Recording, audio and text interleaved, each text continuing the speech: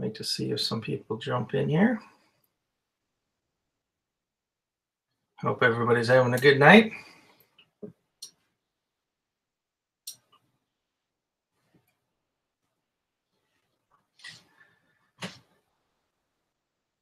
Just kind of wanted to jump on and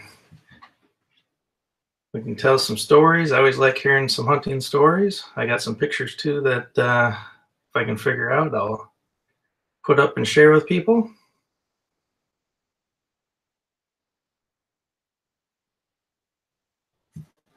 Let's see, I'll move this over here. Hope everybody's having a good night.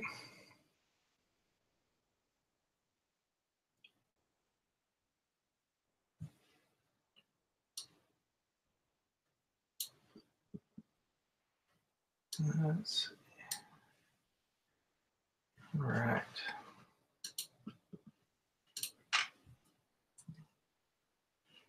Hi, Spencer. How's it going?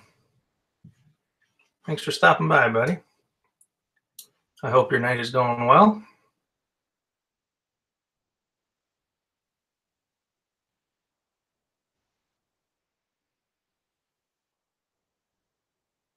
Hey, Michelle Oakes. Thanks for stopping by.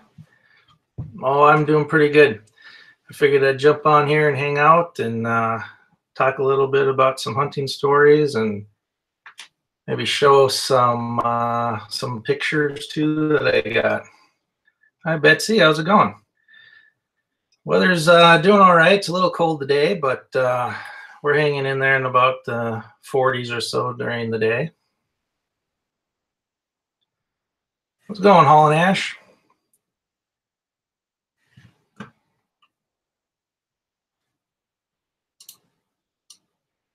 Today was our first day of the Minnesota gun season. I did not go out for that today, but I've been trying to hunt with archery, so I might skip the gun season this year and wait till muzzleloader if I don't get one for the if I don't get one with the bow.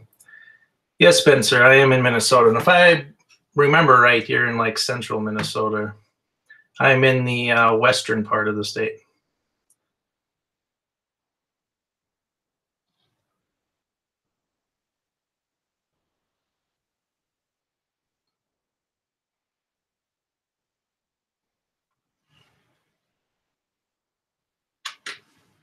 Yeah, that's what I thought. You were over there in the central part. I am not far from Fargo, North Dakota, which is the biggest city in North Dakota. And that's on the east side of that state. Oh, and Ash, where are you from?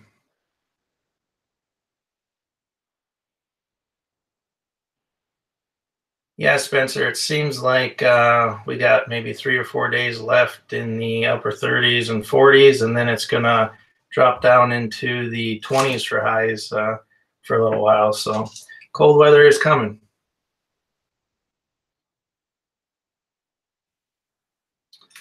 Yes, Betsy. Jackson has been hunting a few different times. Right now, he's upstairs watching this, I believe. South Central Michigan. All right. How warm was it out there today?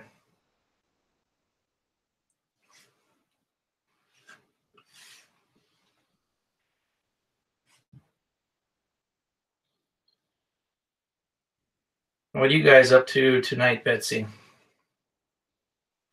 How's it going, Budget Bushcraft? Thanks for stopping by.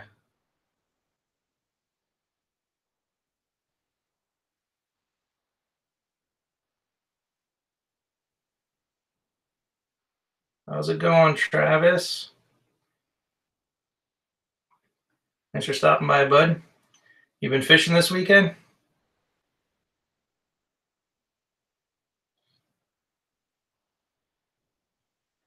I see, Betsy. You guys have been remodeling. Oh, that's always a fun job.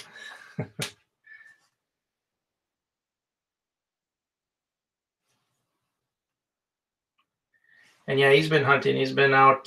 We've been doing some duck hunting, some goose hunting.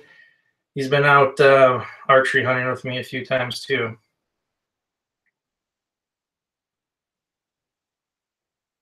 Cool. It's been cold up here, Travis. It's just going to get colder over the next week or so too. So snow is coming for us. It's right around the corner.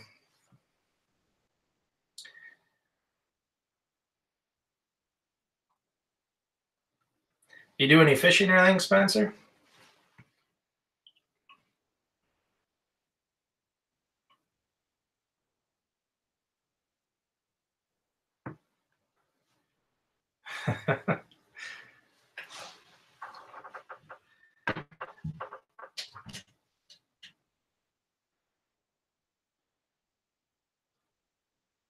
How's it going, dear stalker? Thanks for stopping by. I hope your Saturday is going well.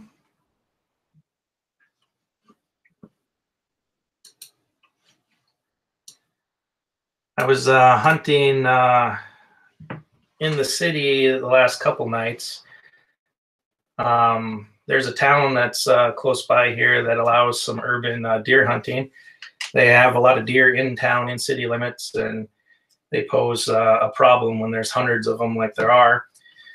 So after work, I've been going over the last couple nights, and I've been seeing a lot of deer. I've had a few come really close to me, but they've just been fawns so far. The other night I did have a nice buck that came by, but I needed to step another 4 feet or so before I had a clear path to shoot, and it decided to take a right-hand turn, and so far he's safe. So, but hopefully I'll run cross paths with him again here soon.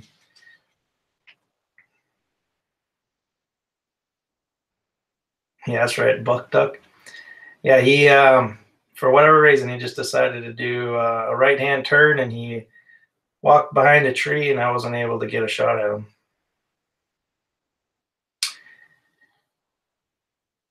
Yeah, deer stalker. They do that. There's a few areas in town that's open. Not everywhere, but there's a couple areas that are. Some retention ponds, some green space down by the river that are a little bit away from the houses where we can do some of that. There's even a handful of spots that you can shotgun hunt, but they have like rules where you have to be at least 5 feet in a tree, so you're shooting down. But there's a very few spots that you can actually do that. Yeah, it was. Yeah, no, cool. I was there, but I don't know if he just caught those buck senses that kicked in, and he took a right-hand turn and just stayed behind the tree. I was trying to peek around it, trying to get a shot, but I couldn't. Betsy, we make sausage out of them. We cut them up for steaks too. Deer is pretty good. We grind some also and use it in like I don't know, spaghetti and just regular substitute for like regular beef hamburger. Yeah, Travis, they are good eating, and it's fun hunting. I really enjoy the archery hunting. It makes it a little more challenging, and when you're especially hunting from the ground, which I like to hunt from the ground, it even makes it a little harder. But when you get 13 yards away from a deer on the ground and your eye level to it, it's pretty neat. And yeah, we do make jerky also. Yep. Make a lot of different kinds of sausages too.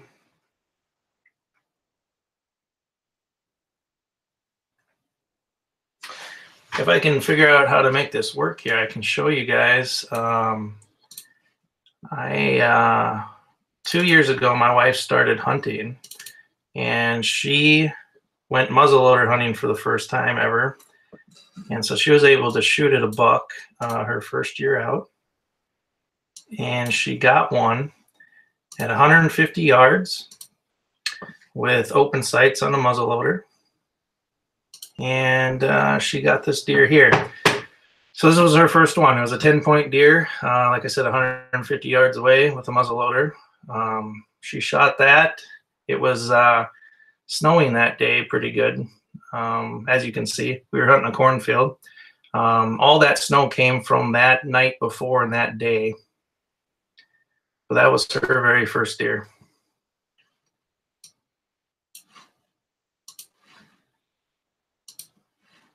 And we got that mounted for her too, so that's actually sitting up in the living room.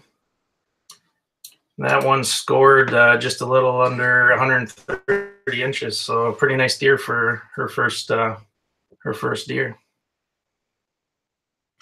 Tell you the truth, I haven't even shot one that big, so. And that had a 20-inch spread also, so that was a pretty nice deer.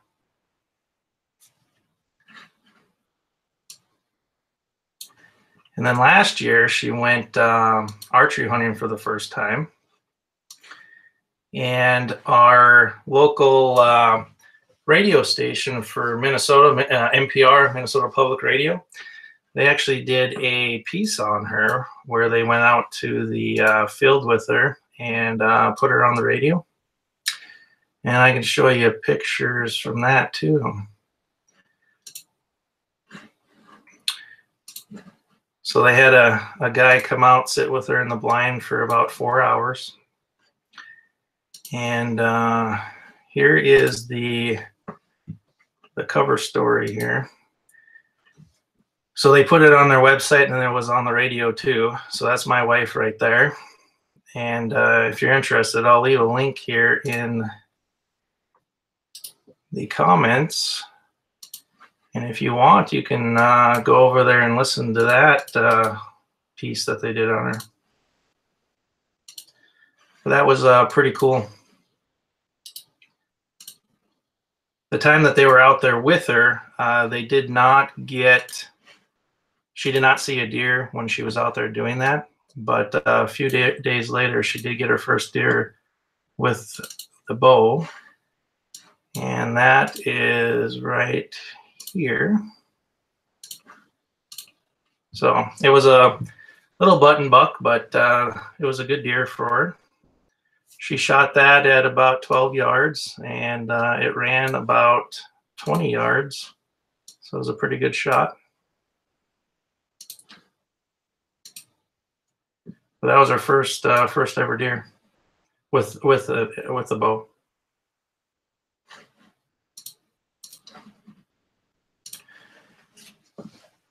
Let's see here.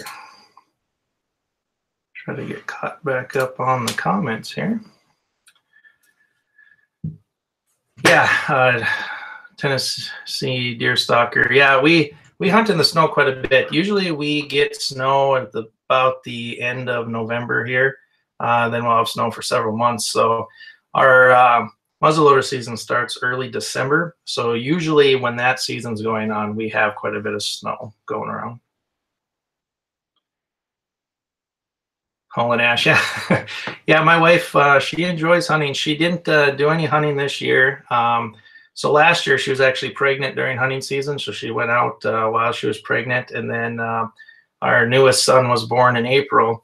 So she's taken off this hunting season, watching him and stuff. But hopefully we'll get back into it next year. Why isn't this her YouTube channel? Yeah.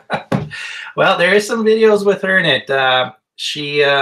Some of my earlier videos has her shooting her first turkey and stuff. So I'll start back fishing. Well, after hunting season, I've been just kind of focusing my time on going hunting right now. So after I get a deer, and if the lakes haven't frozen up yet, I'll do some more open water fishing, or I will be jumping right into ice fishing, and we'll be doing that all winter long.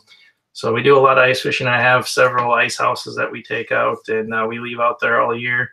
So, and we do some spear fishing too through the ice. So there'll be a lot of ice fishing videos through the winter here. Good night, Spencer. Thanks for stopping by.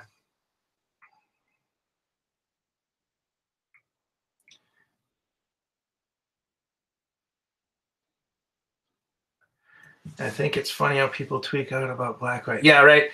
Yeah, muzzleloader, I mean, muzzleloaders are quite powerful. They'll go out there quite a long ways. There is quite a bit of a drop to the bullets, but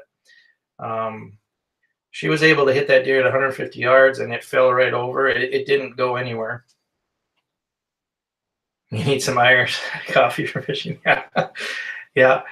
We have some pretty nice houses. We actually, I can show you pictures of that too. We built a 8x8 house, a drop-down house on a trailer last year. And we built this inside of our, let's see, our garage. So me and my wife and a buddy. So here's one picture here. This is the floor that we started making. So the floor is made out of 2x8s. The house is an 8x8. And then we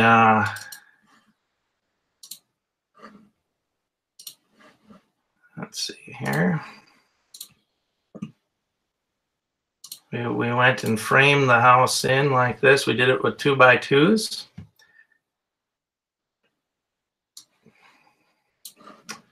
And then we sheeted it off with 1/4-inch plywood. I'll get a picture up here.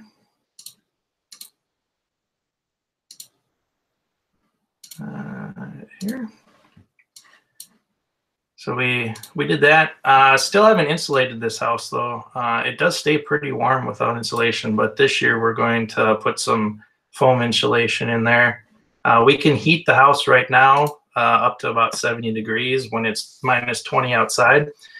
But the insulation will sure help us on the propane costs that it costs to do it. And then we put in catch covers. I don't know if any of you are familiar with that, but show a picture of that. So we drill these holes into the floor there, and then we have these catch covers, these covers that snap over top. So if you're only using a couple of the holes, it keeps the cold air from coming up through the floor. And here's a picture of us using it with some fish. We do overnights in this house too. It's like I said, on a trailer that drops down. So the axle will allow the whole thing to drop down, and it'll just sit on the ice, and we just leave it out there. All right, let me try to get caught back up on chat here. Hey, J&C, welcome. Thanks for stopping by, buddy. How's it going, Marshall Hurt? Yeah, this particular house took us 2 days to build, so we did it pretty quickly. Hey, Melissa's Outdoor Vlogs.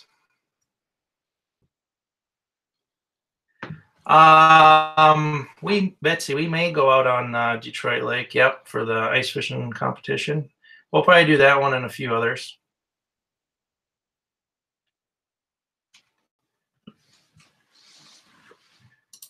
All right.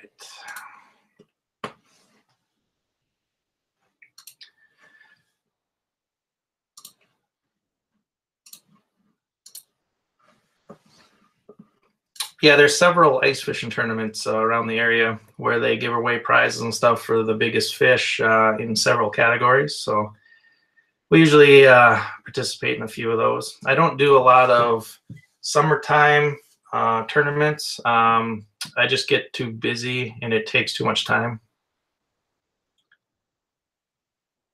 Thanks, Marshall. I am having a great weekend, and I hope you also are having a great weekend.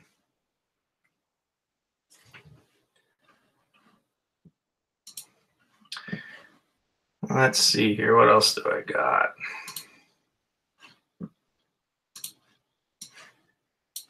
So yeah, I mentioned turkey hunting earlier. So this past spring, we usually do the spring turkey season. We have hunted the fall a few times too, but we really focus on the spring season. But this spring was pretty cool. Misty did not hunt, of course, because of our newborn. But I got to take out Jackson. Jackson has gone out with us before, but he was actually old enough to hunt himself. So he was able to legally go shoot a turkey on his own. And then my dad came with us too, and he had never been turkey hunting before. So I got to take my son and my dad out on their first turkey hunt, which was pretty cool. And if you go back to some of my earlier videos, those videos are posted on there too, where we got to video both of them. Those are one of my first videos. So let me show you a picture here. I'll pull this one up.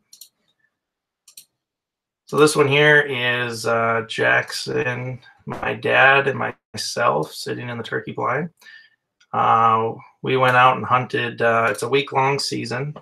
So I actually took Jackson out of school to go turkey hunting because it is during the end of the school year. It's mid-April is when we go.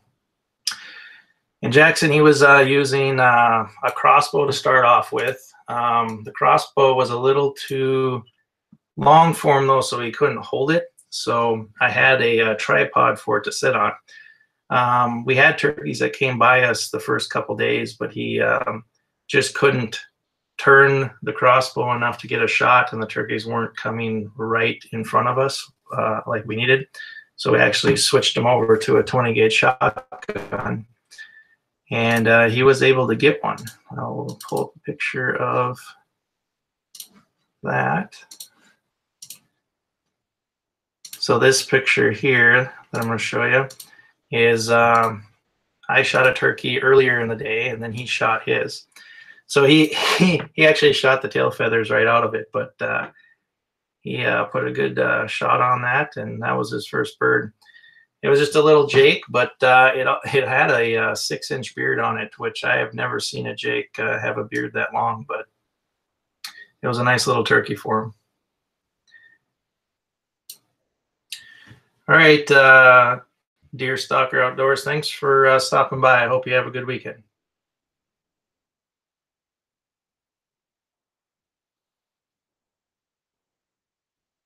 And thank you, Travis. We'll see you later. So yeah, he was able to get that turkey. I was pretty proud of him. My dad, he kept trying to hunt. He missed a couple, and then he got, on the last day of the season, we had these turkeys come in here. This is a picture from them across the field. And then they came in at about 10 yards. He had a good shot for them. He was using a crossbow, and he let a shot go and ended up hitting the side of the blind here. So my blind now has a hole in it, and he missed the turkey, but he'll try again here this next year and hopefully get one. But he had a good time. So thanks, Betsy, for stopping by. Hope you guys have a good weekend.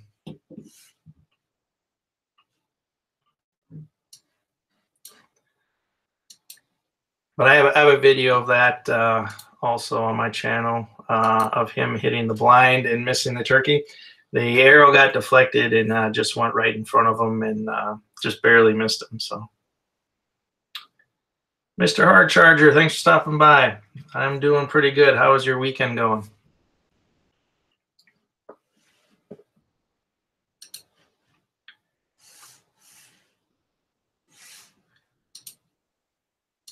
But yeah, Jackson, he was pretty proud of his turkey. I've got to mount his tail feathers yet and put it up, but that's him carrying it back to the truck after he shot it. He was pretty proud of that. So he'll definitely be doing that again this year.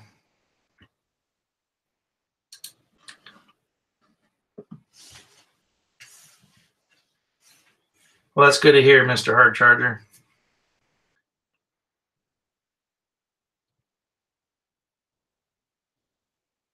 Thanks for stopping by, Priscilla. I appreciate it.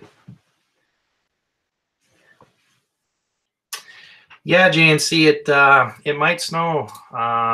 Hopefully there's not going to be a lot of snow to where it sticks, but sounds like maybe it'll be a little bit north of us here. So yeah, and speak of the devil, Terry Joe Stahl there, that's my dad there. So he's the one I was talking about when he hit my blind and missed that turkey. So you guys are going to get 1 or 2 inches, huh? It sounds like we're just going to get rain here, but at least I hope we just get rain.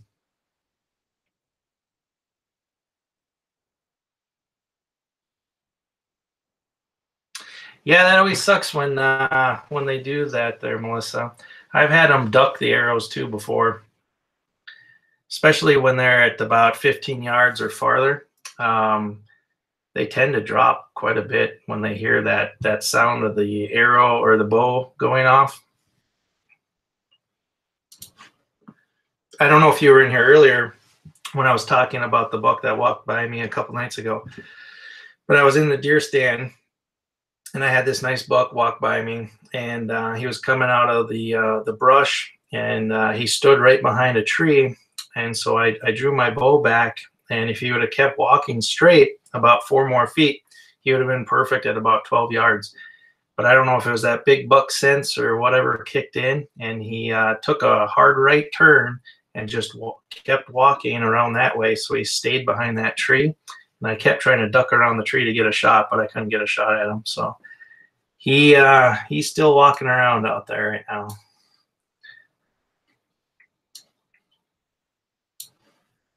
It's pretty crazy about some of those deer. It seems like they have this sixth sense, like they just know that there's something there, but they have no clue what it is. But it just seems like they have their little spidey senses that kick in, and they know that there's something going on. How's it going, Grant? Thanks for stopping by, buddy. Did you go out to hunting tonight? Yeah, he did, Melissa. If you would have took 4 more steps, he would have been right in my crosshairs.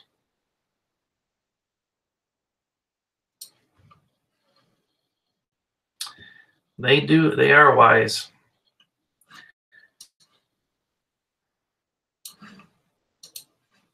But I hope to cross paths with him again here this next week. I don't know if I'm going to go out tomorrow, but I will probably be going out every day after work during the week here.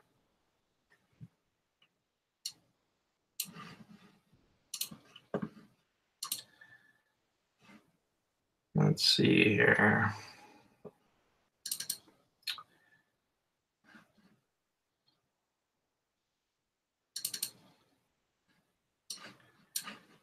Let me show you guys this one here too. So a couple years ago, we went really heavy on trying to catch catfish. I hadn't done much catfishing really my whole life. I haven't really targeted them. So a couple years ago, we dedicated pretty much the whole summer to catching some catfish. And where I live here, the Red River, which divides North Dakota and Minnesota, is known for some really big channel catfish. There's a lot of people that come around from the United States and come here and fish these big channel cats. And I just never had really targeted them. So we did some research, and the river gets fished a lot, and the DNR was netting catfish out of the river and stocking some local lakes with them. So we went on there, found the list of lakes, and we went and targeted some of those lakes, trying to get away from the fishing pressure. And we ended up running into this guy. So this was my biggest channel cat to date. This guy was pretty nice. I don't recall exactly what the weight of this guy was now, but it was right around 24 pounds.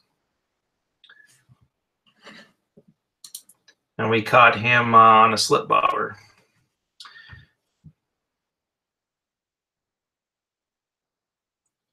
Oh, I see, Grant, you're working. He had a 10-pointer chasing a doe behind your work. Oh, man. Well, that's exciting. How's it going from Zero to Homestead? Thanks for stopping by, buddy.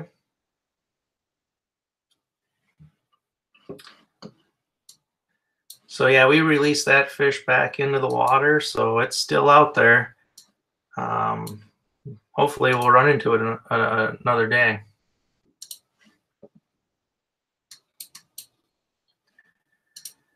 We do a lot of waterfowl hunting too. That's really what I started off doing when I started hunting. I started waterfowl hunting. So that's always been one of my most enjoyable things to do. I really enjoy fishing also, and I enjoy deer hunting too, but going out waterfowl hunting is always fun for me. Many years ago, I actually guided for fishing up in Devil's Lake, North Dakota. I lived up there for a couple of years and did some guiding up there. And that area, there's just really great waterfowl hunting. Not only is there really good deer or fishing, but waterfowl hunting is crazy.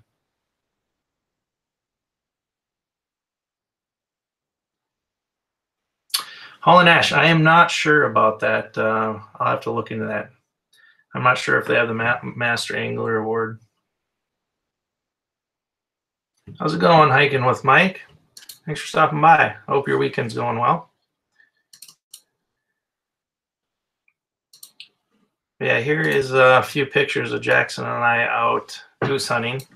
So we usually go field hunting, which is my most favorite technique. We'll hunt over water too, but I really like just to do field hunting.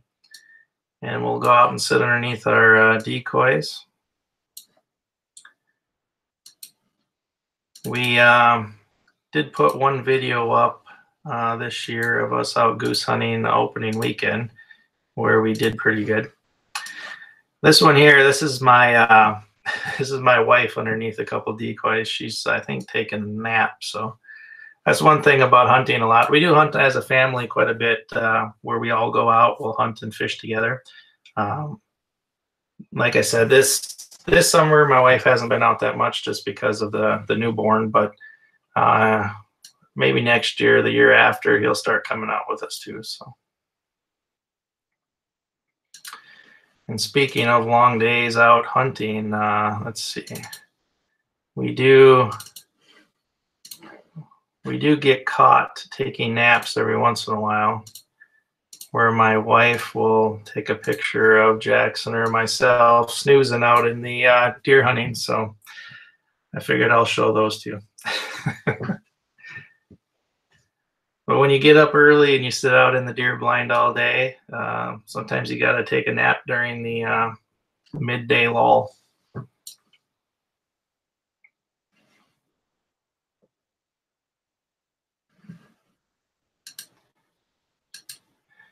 Yeah, Grant, the waterfowl is so good. We hunt pretty late too, because we have that late goose season around here too in December. And we have a couple spots here where they'll winter all winter. And we got some good late goose hunting in the snow, in the cold weather around here.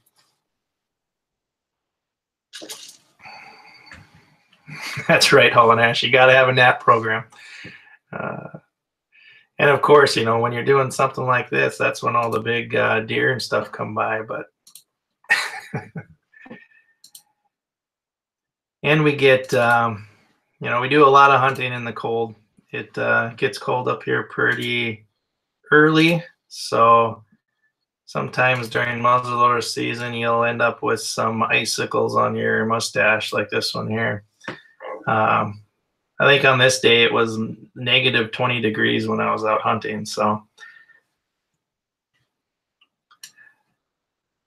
when it's that cold and you're out in it, you'll end up with some icicles on your face.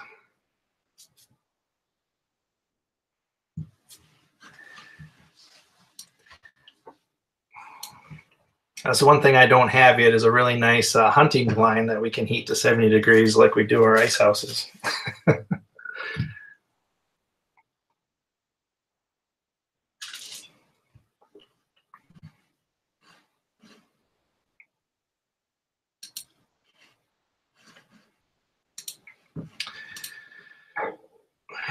get the Canadian migration through like it did 15, 20 years ago.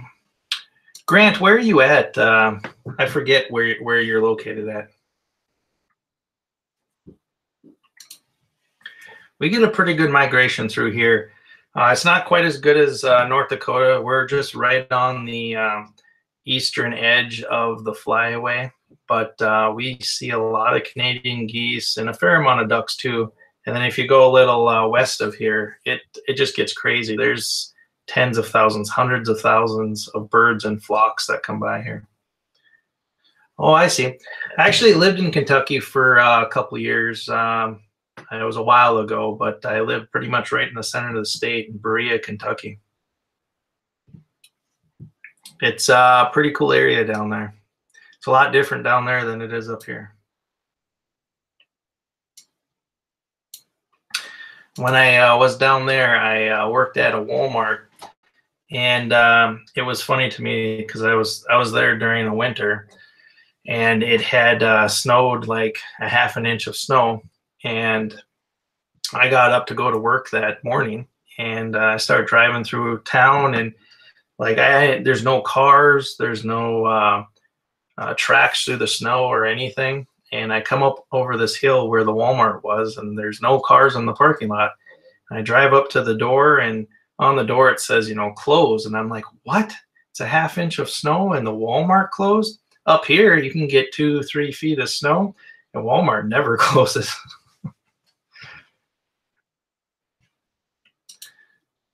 Thanks for stopping by, Melissa. I hope your rest of your weekend goes great. Appreciate you hanging out with us.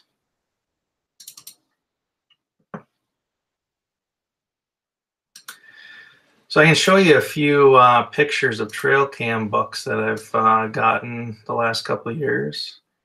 Of course, this guy here, let's see, I open all these up. All right, so this guy here is from this year. I haven't gotten to see him in person yet, but he frequents where I hunt quite a bit. So hopefully he survives the rifle season here over the next week, and I'll be able to hunt him later on.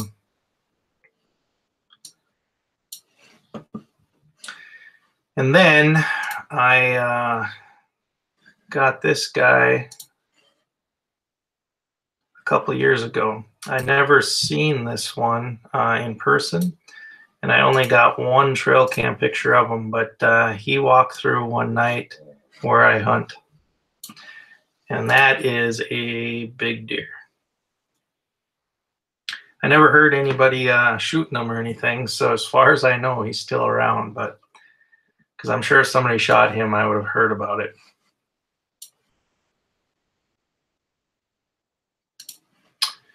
But he is a brute. And then I've got this one here too that's roaming around out where I hunt. This one here reminds me a lot of my wife's deer that she got a couple years ago. It's pretty much identical to that one.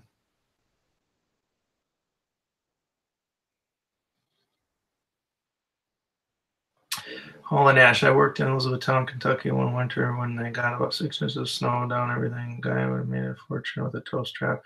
Well, isn't that the truth? There'd be a lot of people that would pay a guy, you know, $5 or whatever to pull him out of the ditch. It was different down there. It didn't take much snow for things just to close down. Up here, I mean, it takes quite a bit of snow and a lot of wind for like a Walmart to close.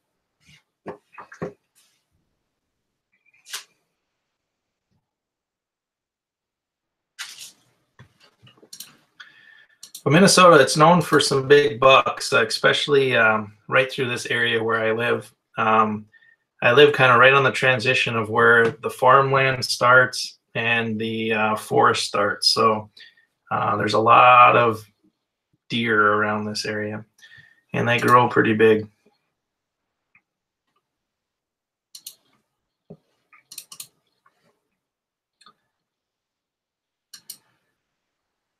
We do quite a bit of river fishing too. Like I mentioned, the Red River. When we go fishing out there, you never know what we're going to catch. We catch everything from carp like this. There's big catfish in there also. There's walleyes and saugers. So this is actually the first sauger that Jackson ever caught. Let's see here. Yeah, so that's a sauger that Jackson caught. Usually when we go fishing on the river, we usually just bottom fish with worms and cut bait, and we'll catch everything from walleyes to saugers, catfish, carp. We'll catch these two. These are, we call them sheep's head, or they're drum, freshwater drum, like this. But we'll usually go catch, 20 different species of fish when we're fishing on the river. All right, Hall and Ash, thanks for stopping by. I hope your weekend goes great.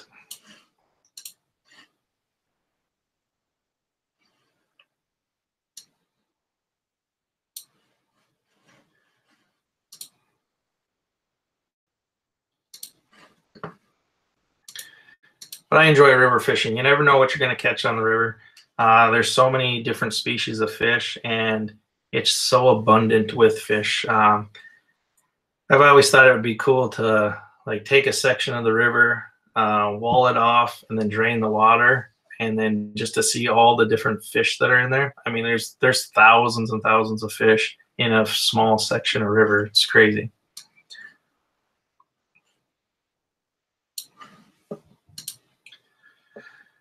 Usually when we're fishing the river, we'll catch 80 fish in a day. I've never tried noodling. Noodling is actually against the law here in Minnesota. They do not allow you to go noodling. Grant, our waterfowl season has been going for a while yet. The early goose season starts early, the first weekend in September. So the goose season's been open for quite a long time. And then our duck season usually starts in the first weekend of October. So that's actually been going on for a while too. And that will go through the end of November here. And then there's a late goose season that will start after that and then run through about the middle of December. So we've been, our waterfowl season's been going on. We're getting toward the middle to end of our duck season right now. And to be honest, I mean, we had a push of ducks that came through about that second weekend where we actually got around 20 inches of snow around here. That melted off in a couple days, and it got pretty nice. And the ducks just kind of quit migrating. And they've just started again where we're seeing a lot of flocks of waterfowl flying south now.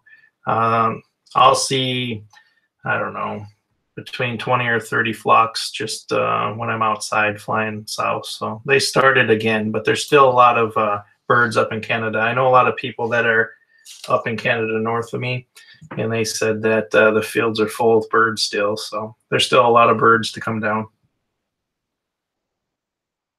And it sounds like our weather's going to change drastically in the next 5 days here, where right now we're getting highs in around the 40s, and it's going to dip down into highs in the 20s. So there's going to be ponds and stuff that are going to start freezing over here in the next 10 days or so. Hey, Douglas, how's it going, buddy? Thanks for stopping by. And Lever Guns, thanks for stopping by. I hope your weekends are going great.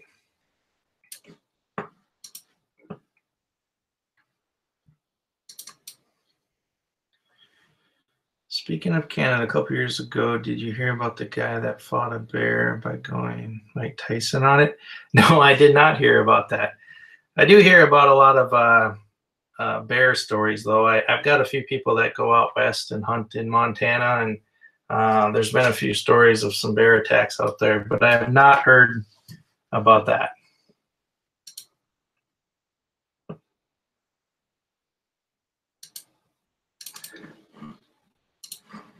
let's see here. This picture here. So this is of a mallard that we got a couple years ago. We got this one mounted on the wall too. But this is when Jackson and I were out on doing some water hunting late in the year. This was actually deer season. We didn't go opening rifle season that year. We went waterfowl hunting instead. So this has been 2 years ago, actually, like this week. But that was a pretty good hunt out there. We seen a lot of birds flying that day. Yeah, that's right. My dad actually has a pretty good bear fighting story. Many years ago, they would allow you to wrestle bears during like sportsman shows and such. They'd bring a bear along and you'd pay some money and you'd get to wrestle a bear. Of course, they don't let you do that nowadays, but they did back then. So if I remember right, if I tell the story right, the bear was declawed, so it didn't have any claws, and it had a muzzle over its snout.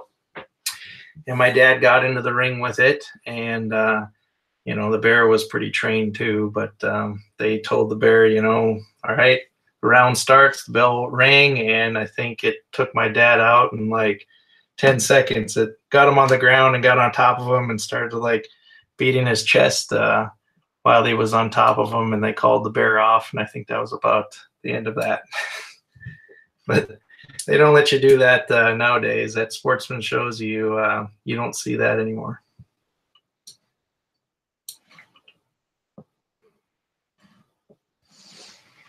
And Dad, you'll have to say if I told it right.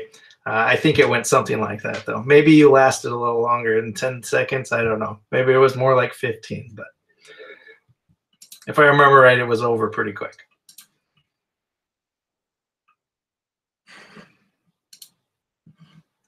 What would be fun is if you had a video of that, but as far as I know, a video does not exist of that bear fight.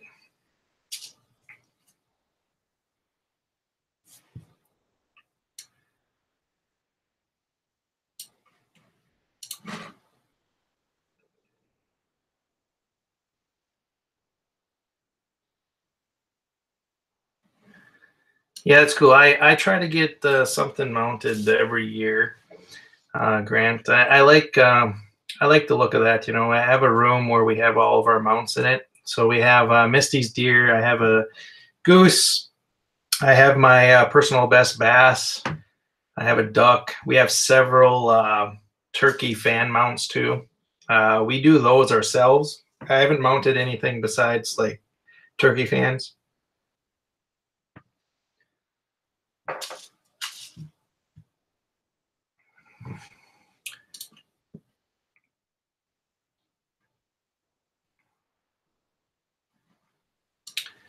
I'm going to leave this link in the chat one more time. This was the story I was talking about earlier tonight, though, where NPR, Minnesota Public Radio, did a story on my wife last year with women hunting and women in the outdoors. So I'll just leave a link there if anybody's interested in going and checking that out. It's pretty cool. How she got picked for that was I had bought her a bow last year for, if I remember, it was for our anniversary, as an anniversary present, and she went out for the first time archery hunting. And the store that we bought the bow from, which was a great store, that they helped her out and fitted her in the bow and got her all set up with all the equipment she needed. And I was very pleased with the service that we got from that store. And about a week later, NPR was looking for some women that hunt, and they wanted to do a piece on it. So they actually called us, that store did, and asked if she would be interested in doing that. And so she was picked to do that, and the guy came out and sat in the blind with her one evening for about 4 hours and interviewed her, and it was pretty cool. And that actually aired on our Minnesota Public Radio. It was pretty neat.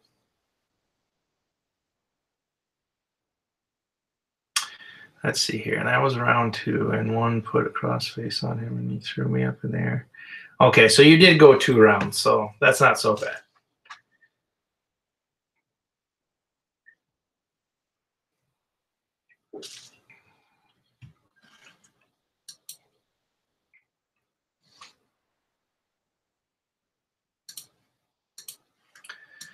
All right, let's see here.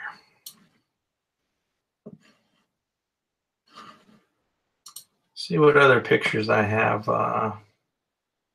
available at the moment. What other stories that I can think of here?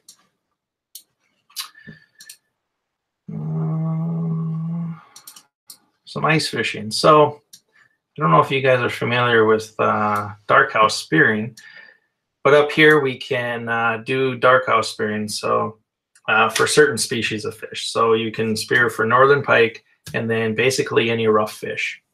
You can't spear for walleyes or anything like that. But we're allowed to cut a hole into the ice, and then we can take a tine spear, a barbed spear, and we can throw it down through that hole at fish and try to get them that way. So here is a picture of the hole. So what we do is we cut usually it's, I don't know, a couple feet by about 3 or 4 feet wide. So it's a fairly large hole. We usually are doing this in anywhere from 5 to 10 feet of water. So you can see the bottom and see pretty clear. And then we'll put down decoys. So the decoy on the bottom there, that red and white one, that's a wooden decoy. And then the other one is actually a sucker minnow. So we use these big sucker minnows that are about 1 foot long or so, and they make these harnesses. So that will just sit down there and swim around, and it'll attract a northern in. They'll come up to try to eat that, and then we try to throw a spear at them. So I believe my dad, I believe it was his first year spear fishing this last season too. So we did a few spear fishing trips, and my wife speared her first fish this year too. So let's see, there's a picture of that right here. So she had never been spearfishing before either, and she was able to get one. So that was her first northern speared in the wintertime. And the spears we use, I think there's 5 tines on them, and then they're barbed. So what you're trying to do is trying to throw that spear right behind the head of the fish, and then you pull them up. Hello, electronic students. Thanks for stopping by. I hope your weekend is going well. Yeah, Grant, it's pretty fun. I really enjoy spear fishing in the wintertime. I haven't really done any videos of it before because we just started making YouTube videos this spring. But I'll definitely have some pretty nice footage of spear fishing where I'll put a camera on the end of the spear too, so you'll be able to see the spear being thrown and how it goes through the water. But it's called dark house spearing. So you sit in a house that is completely darked out. You don't have any windows in it or anything. You try to get it as black as you can, so that way when you are looking down the hole, it is bright. You don't have any reflections off the water or anything. So you're able to see down the hole and see the bottom. And my dad, he got a few fish this year too, which again, you'll have to say if I'm right on that, Dad, or not, but I think it was his first fish that he ever speared. I think maybe he had been spearing once before, that just with somebody, but I believe that this was his first fish.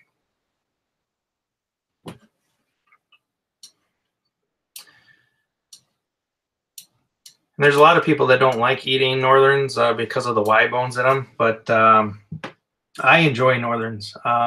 We clean them in a way that the Y bones are taken out, so you know there's no bones in them. I also tried some pickling of Northern 2 this past winter. That turned out pretty good too.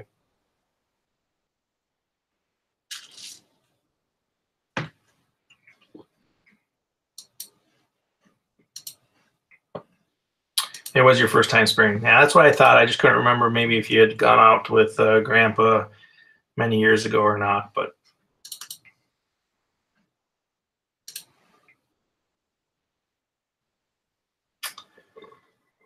let's see.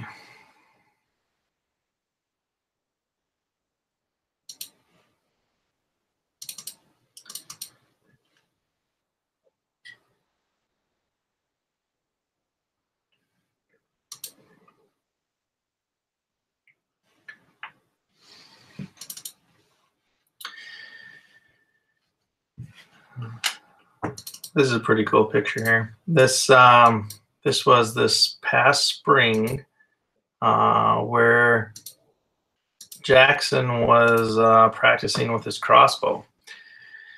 So he had gotten, well, pretty much a bullseye at 20 yards with his crossbow. He was getting pretty good at that, and he was getting ready for the upcoming turkey season. So.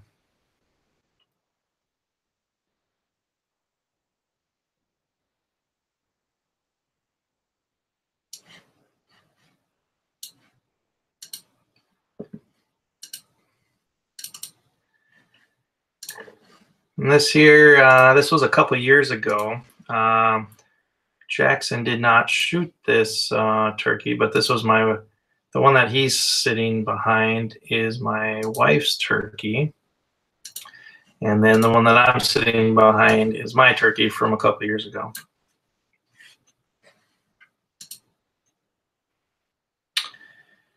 Cool, Grant. Yeah, Twitter. I have a love-hate relationship with Twitter, but I appreciate you following me. I'll get you back to Twitter's nice to, connect with people, but I find it very confusing with all those hashtags and all that stuff. I find it hard to read things, but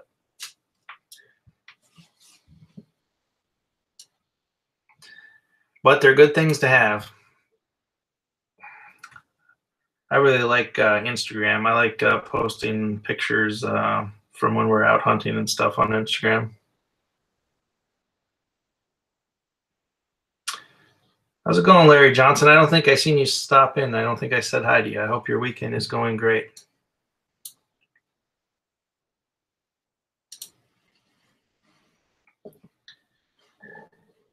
Let's see. Here's a cool picture here. So this was my wife sighting in her black powdered rifle right before she went on her first hunt. And I thought that was a pretty cool photo. That's one thing I like about black powder rifles is the big puff of smoke that comes out of the end of the barrel. It's pretty cool.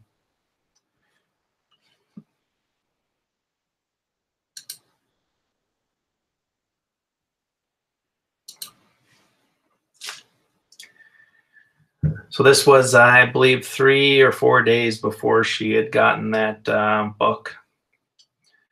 She was shooting at a target about 50 yards away.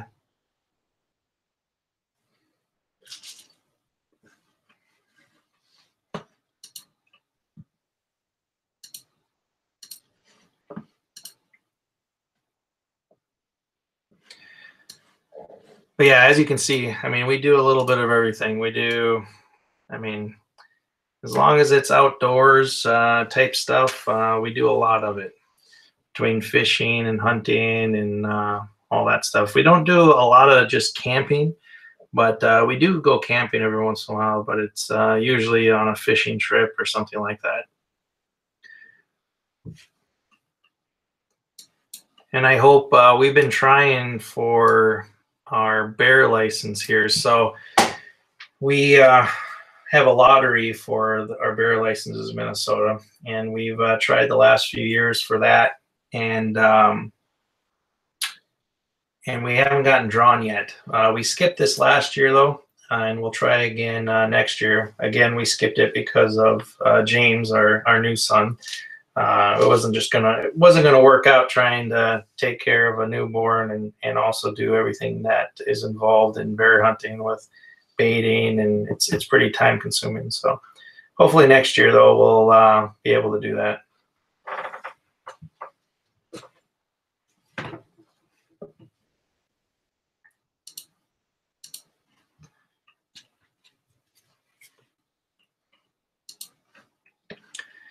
And I hope sometime to get out west in Montana and go elk hunting. I've had a buddy at work that's gone out there the last couple of years, so maybe next year I'll go out there with him.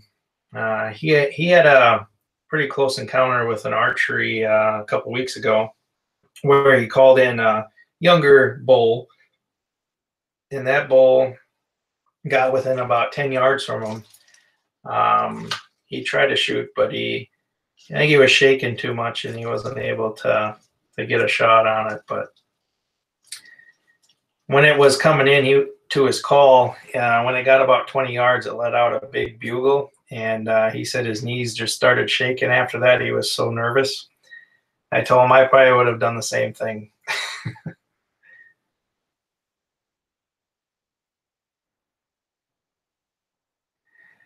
Yeah, that's right, Grant. It's nice to do it all as a family. And I understand hunting and fishing isn't for everybody, but it is nice when it can be a family affair.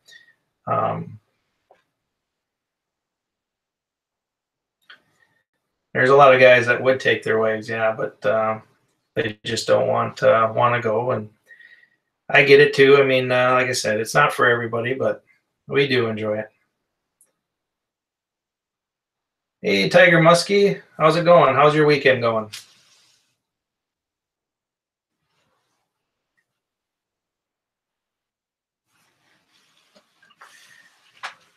Right now, though, we got to try to figure out how to trap a weasel. We have a weasel that's hanging around our farm here now.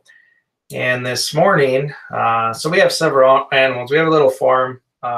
We have everything from goats, and we got some cattle. We got some hogs. We have some chickens and guinea hens and stuff like that. And this morning, the weasel got into the guinea house and killed a bunch of my wife's guineas. So we got to figure out how to take care of that guy, because he's becoming a problem.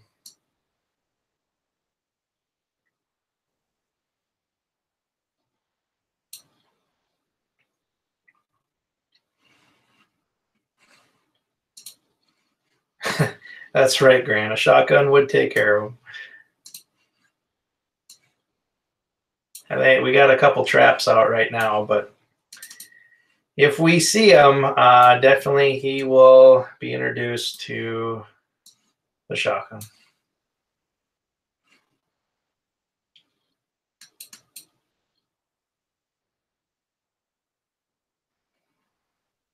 Let's see what else I got here.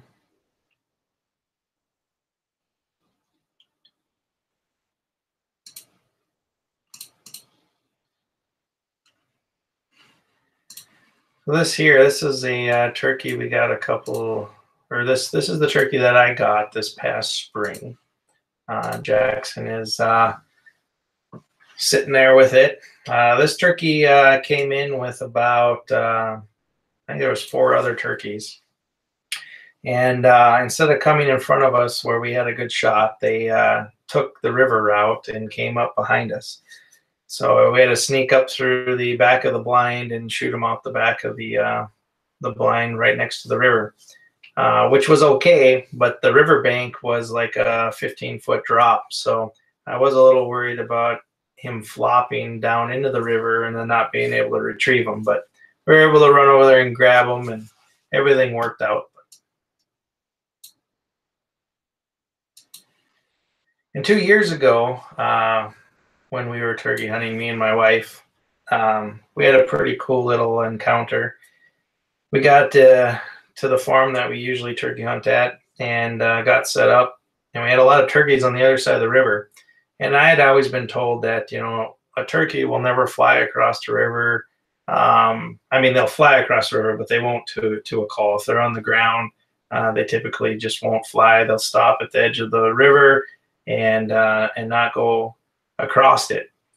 Well, I kept trying to call them in, and we ended up calling over a big tom, and he came running right in to our decoy, and we were able to shoot it.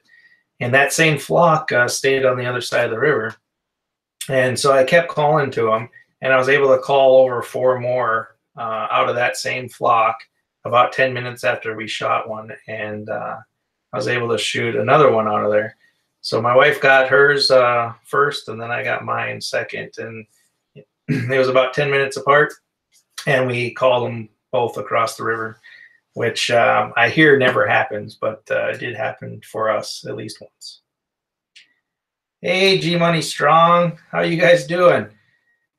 Thanks for stopping by. I hope your weekend is going good. You guys go deer hunting today?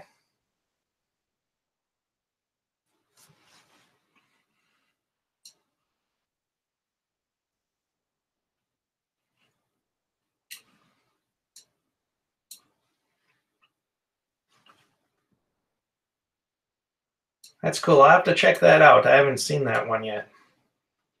Grant. I do enjoy turkey hunting, especially the spring season. It's like that perfect time of year where ice fishing is done.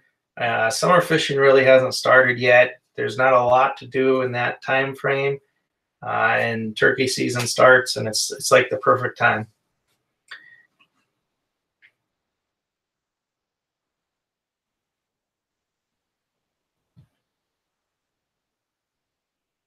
That's cool, G Money.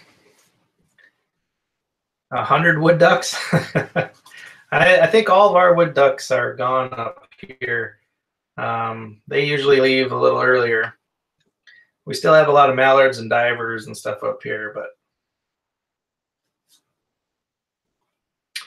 when I went out the other night in the stand, I seen over 20 deer. I got quite a few of them on camera. Where I've been hunting in city limits by the town, by the city, there's been a lot of deer over there. They are kind of all bedding in this retention pond where the flood water goes. It's all grown up with cattails, and there's been a lot of deer bedding in there. And I've been just kind of sitting where they go funnel through up by the river, and they go up to the residential houses and eat out of people's bird feeders and stuff. One thing about hunting in city limits, well, not only are you hunting small little tracts of land, but there's a lot of just people around that you have to watch out for. I'm hunting right next to a golf course, so there's people over there golfing. The deer are all used to it, though. They don't seem to get bothered by it too much, but you'll have somebody's dog come through every once in a while.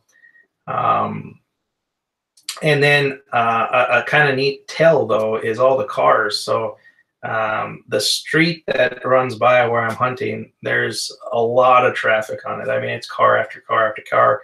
And it's a good tell, though, because you know when there's a deer coming from behind you that's crossing the road, because you can hear all the cars slow down or they'll start to honk when a deer is crossing the road. So then you can kind of like, oh, okay, I got to watch behind me now.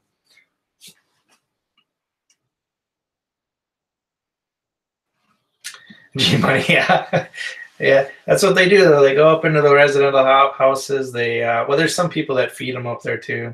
They're eating out of bird feeders and out of people's apple trees and stuff like that.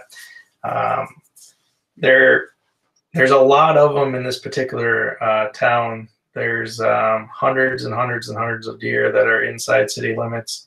And it gets to be kind of a problem because not only does a lot of them get hit by cars, but there's been times where they'll go downtown and they'll run through like the storefront on a store. They'll break the window, they'll get inside the store, and they make a pretty big mess. Not only do they ransack the store, but they hurt themselves too when doing that. And so they allow some hunting inside the city here to help control that population.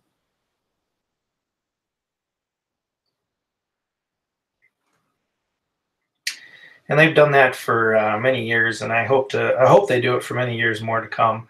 That particular spot that they have opened, there's quite a few residential houses, but there's not a lot of development there, not yet anyway.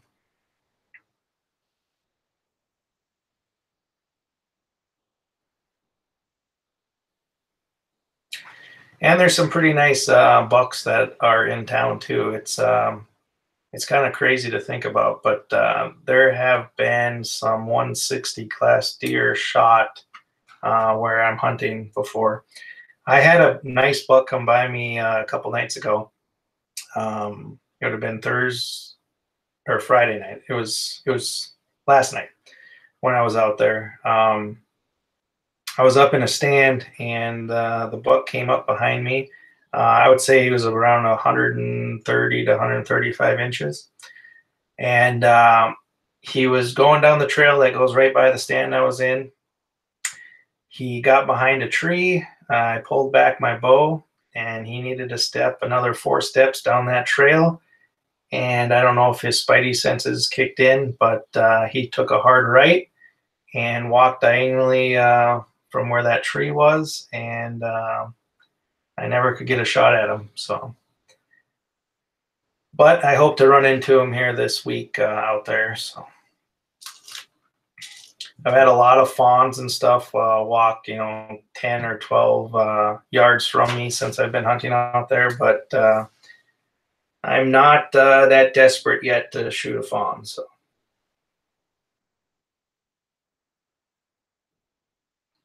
All right, G Money, thanks for stopping by, and good luck tomorrow.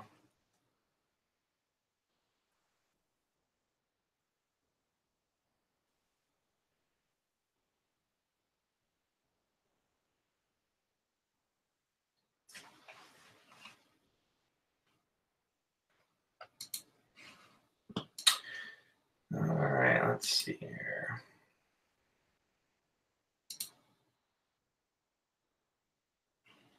We'll see you, electronic students. Thanks for stopping by. I hope the rest of your weekend goes great.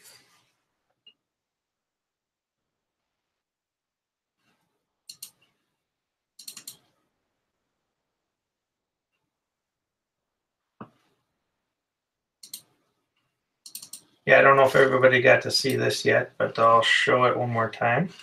So this was a deer. This is the first deer that my wife shot. She shot it with muzzleloader at 150 yards, iron sights, and that was a nice deer. It was a 10-point deer at a 20-inch inside spread, and it scored just under 130 inches.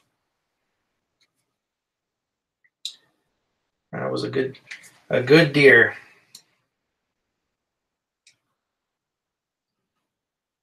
And this was the very first year that she ever went deer hunting too.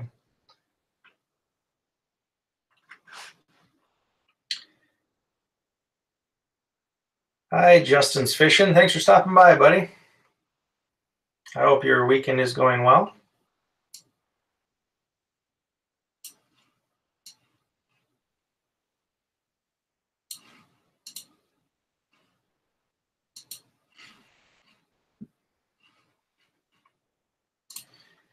And then the very next year, she went archery hunting for the first time.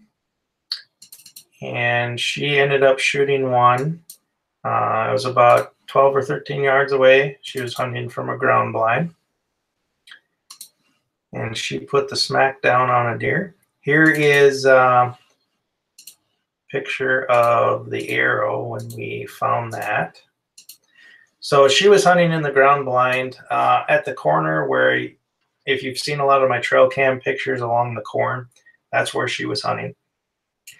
And she was in the ground blind, and I was a few hundred yards away in a tree stand. And so I took her out to the ground blind, got her set up, and I climbed up in the tree stand, and I was in the tree stand for about 10 minutes. Excuse me. When she texted me and she says, I got one. And I was like, oh, okay, well, let's give it a few minutes here and I'll climb down and I'll come over to you. So I stayed in the stand for about 15 minutes. I got down, I walked over to her, and I said, well, how do you think the shot was, you know? She goes, oh, I think I got it pretty good. So we went over to try to find her arrow, and we found her arrow, and it was full with blood, good blood. So I said, well, let's start tracking it and see how it goes. So we went down the corn a little bit, and it cut back into the woods. It went about 25 yards, and it was done there. So she put a good shot on it. And that's the deer there. It was just it was a button buck, but it was a good first archery deer.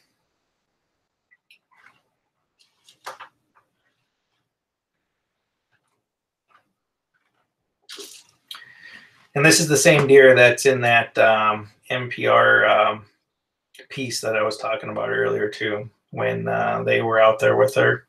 This was a couple days after they were with her, but they did a story on her.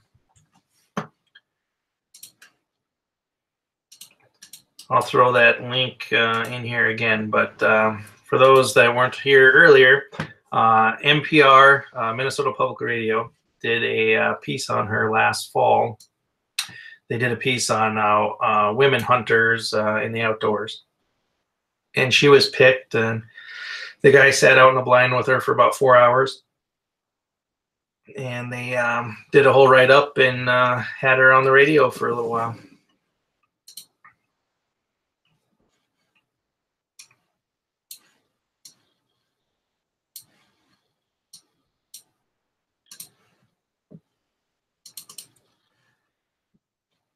Let's see. Here's a photo of Jackson and I. This was 2 years ago. This was 2 years ago. This was during duck season. He was having a lot of fun that day. We went out and shot a few mallards and a diver duck there too. But Jackson, he sure likes to go out with me. There's a lot of things that he can't hunt yet because he's too young.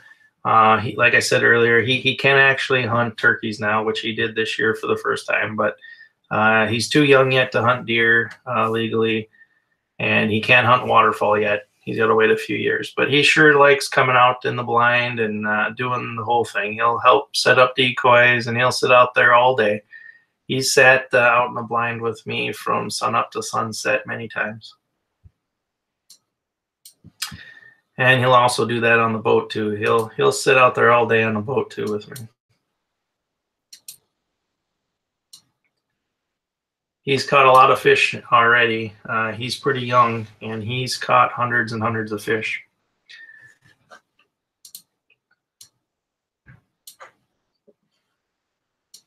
He hasn't speared a fish yet, but maybe this winter he'll get a chance to do that.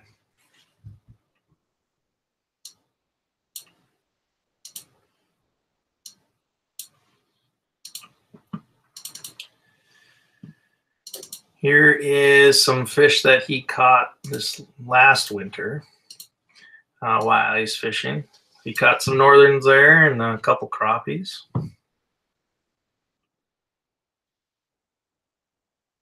That's right, Misty. He for surely has outfished you this year anyway. Grant. Yeah, I'm sure there's going to be a time where Jackson cares about the girls more than he does fishing or hunting too. But yeah, Justin's fishing. So I'll show you that. I showed these earlier, but I'll show it again. So spear fishing, we do dark house spear fishing in the wintertime up here. So we cut holes in the ice that are a couple feet wide and 3 to 4 feet long, like this one here. And then we use a tine spear that usually has about 5 tines on it, and they're barbed. And we'll throw that down the hole and try to get the fish. And we use those decoys that are in the hole there to try to attract the fish underneath the hole. That white and red one there, that's a wooden decoy that you make. And you can pull on the string and it will swim around. The other one there is a sucker minnow that's about 12 inches long. And they make these harnesses that will go on them, and then they'll just sit down there and kind of swim back and forth. And you're trying to attract northerns in. You can spear northerns and pretty much any rough fish up here in Minnesota during the winter. You sit in a dark house. There's no windows or anything in this house. You try to make it as dark as you can inside. That way you can see down the hole and there's no glare or anything on the water. And we typically do this anywhere from 5 feet to 10 feet of water. That's a pretty typical depth.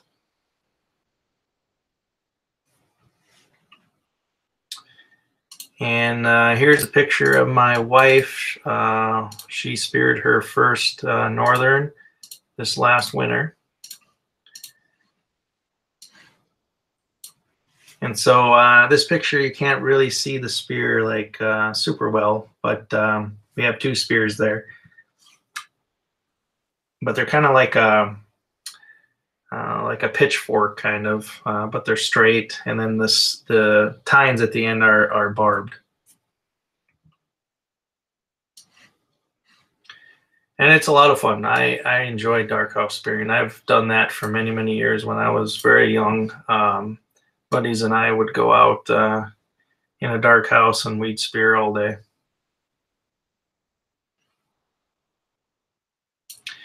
Well, that's right. It's like a frog gig, but they're quite a bit bigger. Yeah, it's just like a frog gig, yeah, but they're just they're a bigger version of it.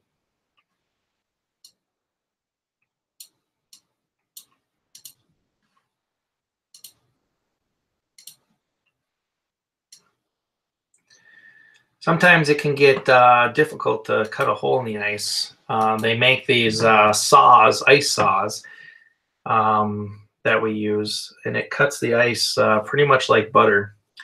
This winter, I'll be doing a lot of videos on it, and I'll show how all that works. But it's basically just a saw, toothed saw that you drill a hole with an ice auger, and then you use that to cut out the edges. You can cut, a 3-foot chunk of ice out pretty quickly. And then there's some guys that will take those pieces of ice and pull them up on top of the ice, but I just push them under. Some people think that scares the fish, but I really don't. When you push them under the ice, it takes just a few minutes for that ice to start melting under the top layer of ice, because that water is actually around 34 degrees. And it makes that ice super clear, and I don't think they can even see it. Hey, Pauline, thanks for stopping by. I hope your weekend is going well.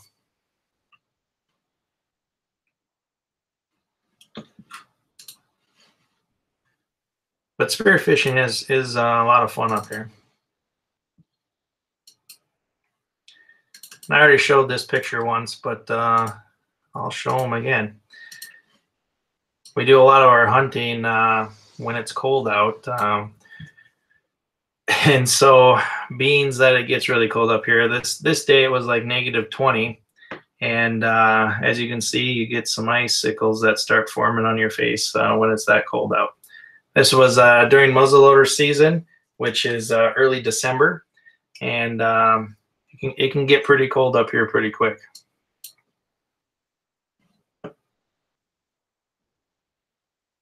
I'm doing great, Pauline. Thanks. Yeah, Justin's fishing. The ice gets very thick up here.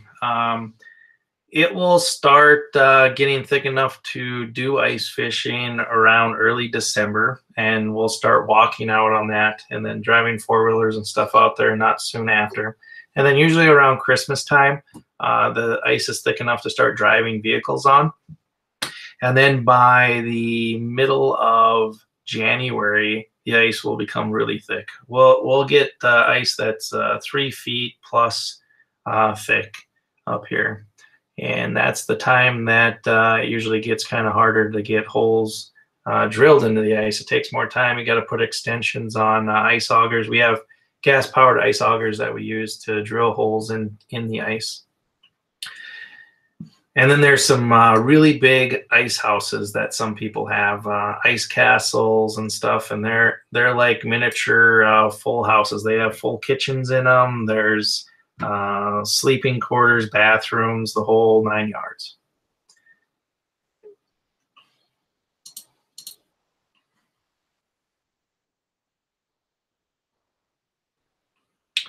Yeah, crappie ice fishing is a lot of fun. We do a lot of that.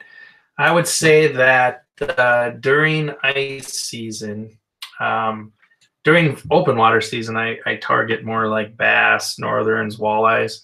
During ice season, I do, catch northerns. We spear northerns, and I do catch walleyes. The bass tend to pretty much shut off in the wintertime. They go down really deep, and they just don't move around that much. I have caught some, but it's a handful throughout the year. But we catch a lot of crappies, a lot of sunfish. We tend to go pan fishing a lot during the wintertime. We can catch some pretty good crappies out here. Perch also. There's a couple lakes around here that have some pretty big perch too. One of them being Devil's Lake, that's in North Dakota. They have some of the best perch fishing in the world out there. There's a lot of people that come from all over that go perch fishing there.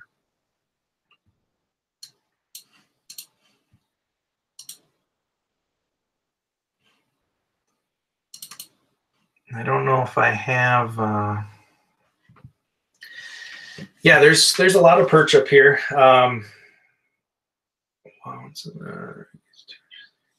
Yeah, Justin, the ice gets way thicker than that around here.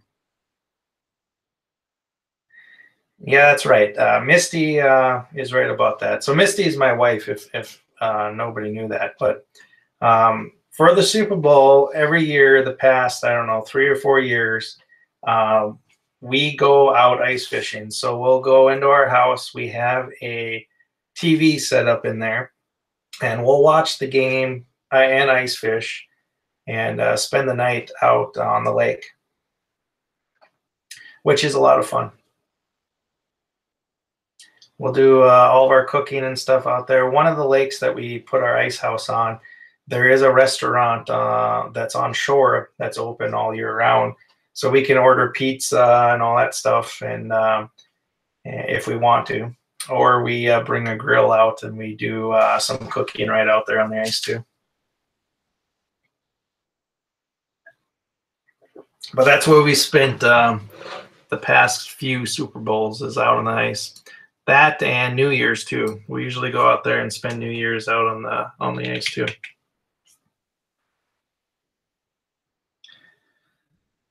Yeah, it gets pretty cold. It can be, -20 a lot during the wintertime, but that's why the ice houses that you usually see around here, they're heated, so it's usually about 70 degrees inside the ice houses. So we're taking our coats off, just like we were in our living room. It's pretty comfortable. But in the old days where people went out and sat on a 5-gallon pail and ice fished out on the ice, I don't do that anymore. I used to do that when I was a kid, and it didn't seem to bother me that much, but I get way too cold to do that now. I like to sit in a nice warm house and take my coat off and watch a little football and fish.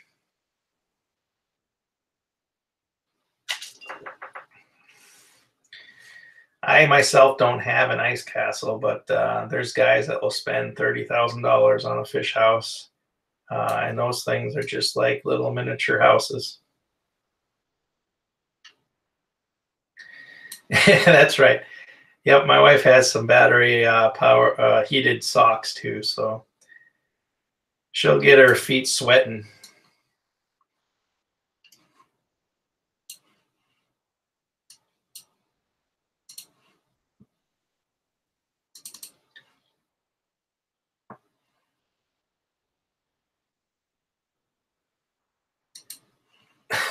Justin, yeah.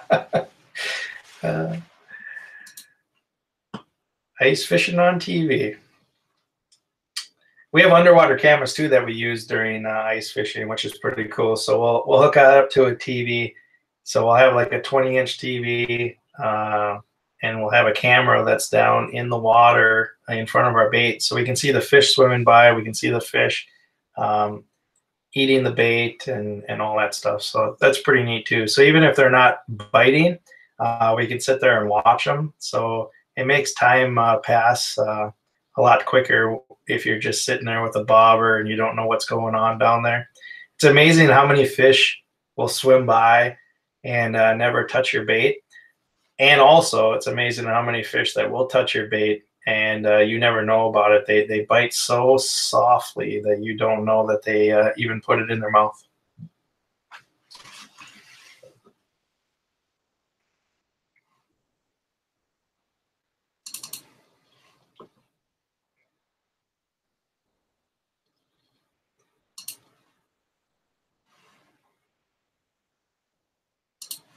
Let's see here. Trying to find some other pictures here.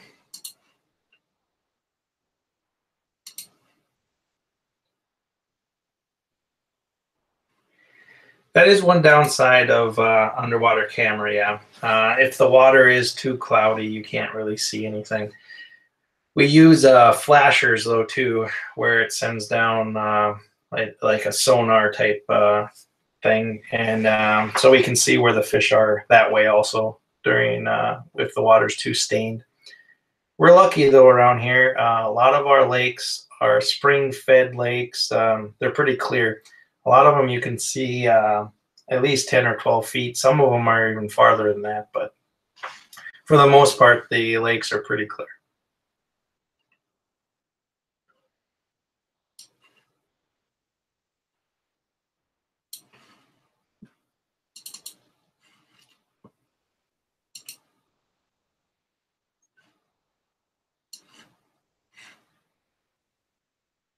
But with that, our lakes are cooler than a lot of lakes down south too. So it takes longer to grow bigger fish up here too. We don't, our bass don't get nearly as big as they do down in like Texas and Florida. We will see 5-6 pound bass up here, but those are pretty big bass for this area versus down south where they get much bigger. I've seen several 10-pound bass being caught down south, but that we don't really see up here just because the water is cooler.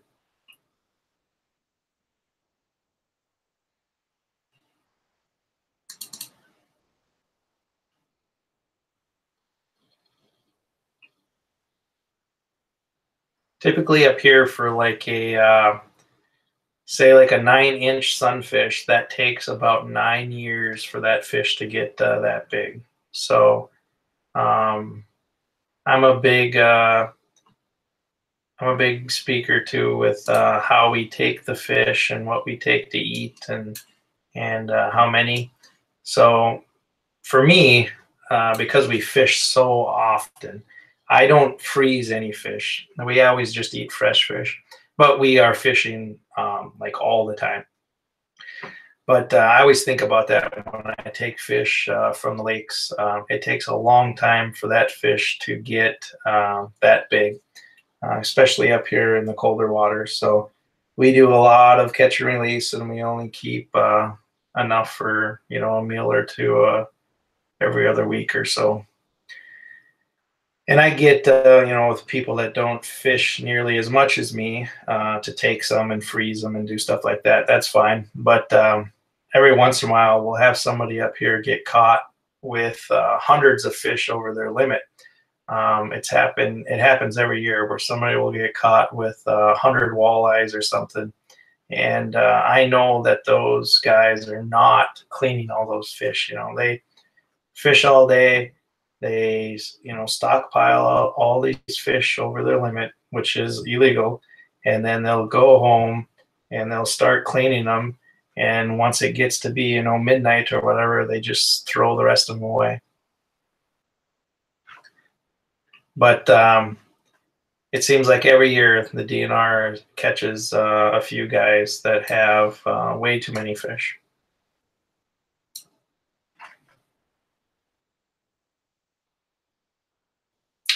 Yeah, Justin, there's a lot of man-made lakes, yeah, around there.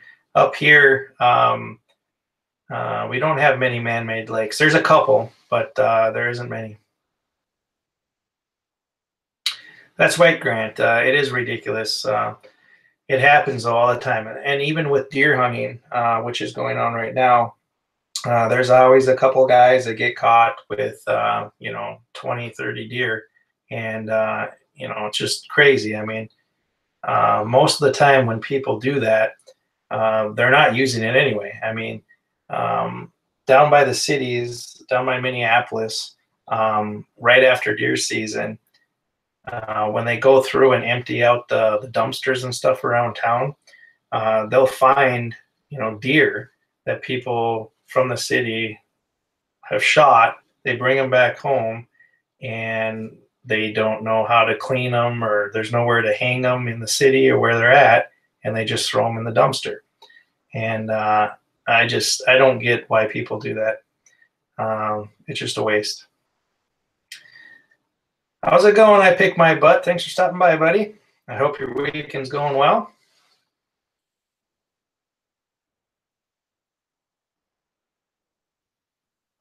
Yeah, I get upset every time I hear a story like that where somebody is just abusing the rules and for nothing. I mean, it's not like that person is starving and they're using that fish or that deer or whatever, but they're just doing it just to do it, and they have no intention of using that resource.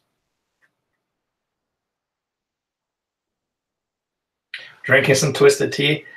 Well, I've got some cherry Coke that I've been drinking.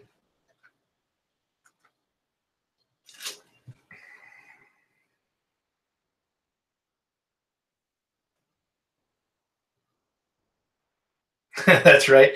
The tenderloins are always really good. Yes, I Pick My Butt is a really good name.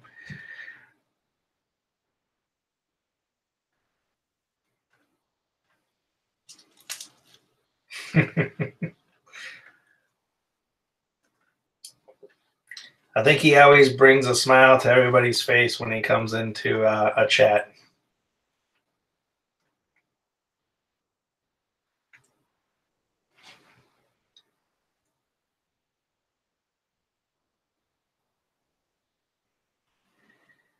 I live in Minnesota. I'm in the western part of the state. I'm pretty much in the center and all the way to the west side.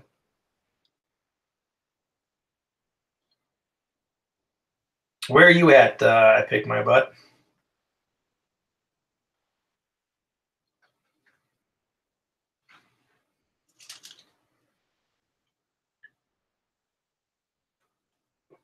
Oh, okay. Well, you guys get a fair amount of snow over there too, then.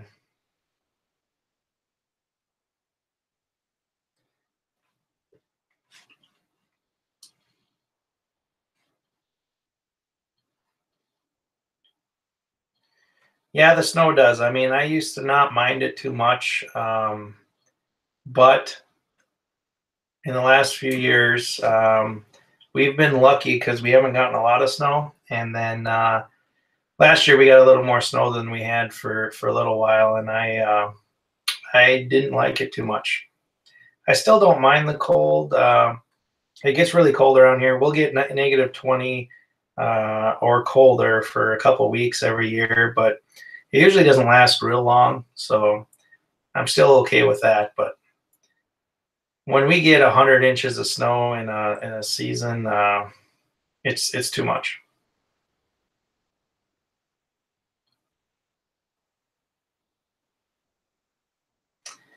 Yeah, that's the way I'm sitting too. I Pick My Butt. The older I'm getting, the I just don't like snow as much.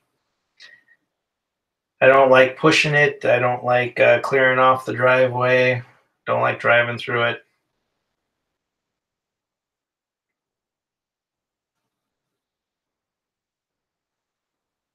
if we just got about half as much snow as we usually get, that I'm fine with. But when we're getting a lot of snow and we're seeing drifts that are covering cars and houses and stuff, that just gets to be too much.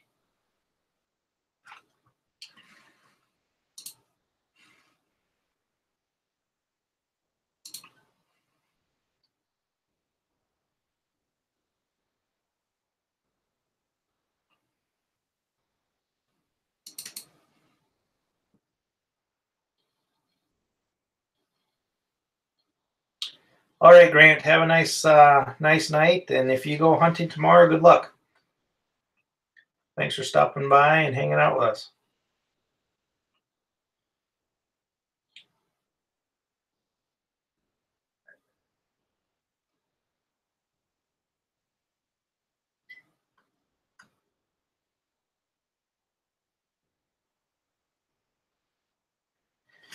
But yeah, I'll see snow sometimes up here. Back in 1997, we had a lot of flooding up here, and we had a lot of snow that year.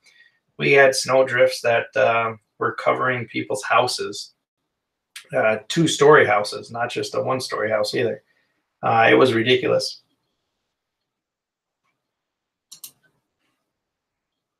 And then that spring, when all the snow melted, we had record flooding. The Fargo, which is the biggest town in North Dakota, which is not that far from me, that city was just about underwater.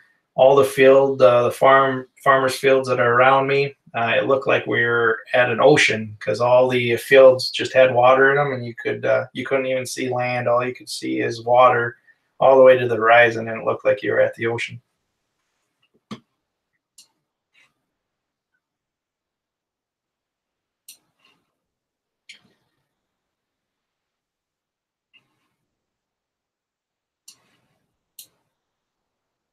So I definitely don't like that much snow, but yeah, Minnesota's nice. We have some really nice summers. It gets warm. We'll get into the 90s, mid 90s, and we don't usually have like that crazy humidity that's down in like Kentucky and Florida and all that. It's a much more pleasant summer, but the winters do suck. It gets cold. If you don't mind the cold, it's okay. But if it was around 15 degrees all winter, that would be fine. But we do see that negative 20s, and then we'll get 30, 40 mile an hour wind, and we'll see wind chills down at negative 40, and that just gets really cold.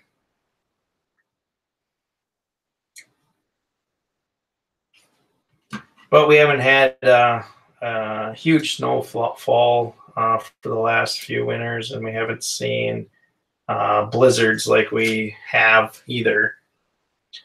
There was a few years ago, it seemed like we had a blizzard every single weekend, and that winter just sucked.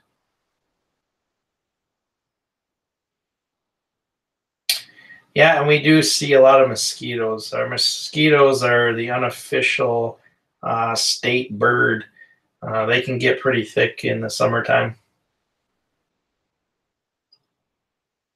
And that's one thing. When I lived down in Kentucky for a couple years, but there were mosquitoes, but nothing like up here. That was one thing that was nice, where you could just sit outside at night and not have to worry about the mosquitoes. Hey, Patriot Catch Fishers of America. How's it going, buddy? Hope your weekend is good.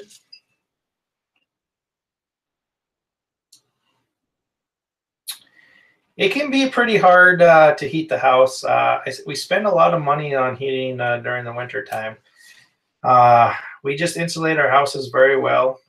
So we build them to be able to hold the heat in.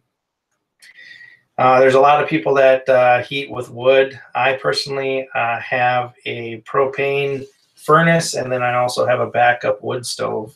So when it gets really, really cold, we'll burn wood to keep warm. But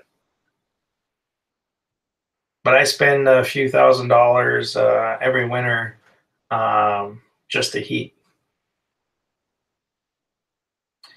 All right, Pick My Butt. Thanks for stopping by, and I hope the rest of your weekend goes well.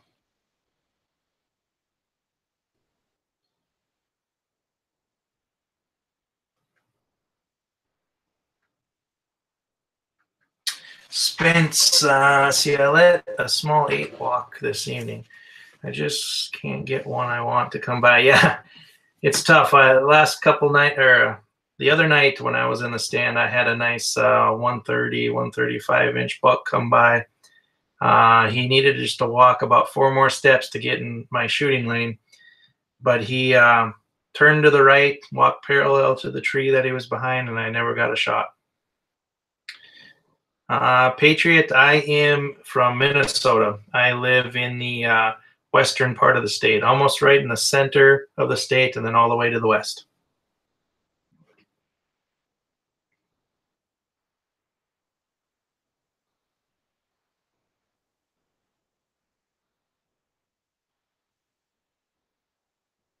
So, Spence, were you archery hunting or gun hunting when that 8 came by?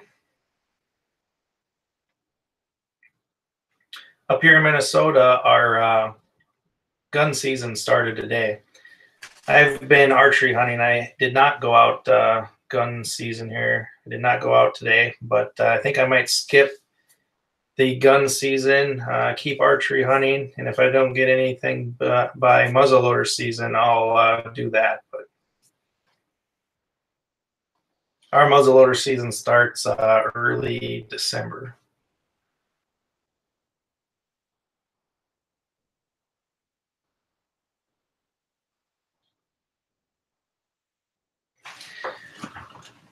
I can show you guys.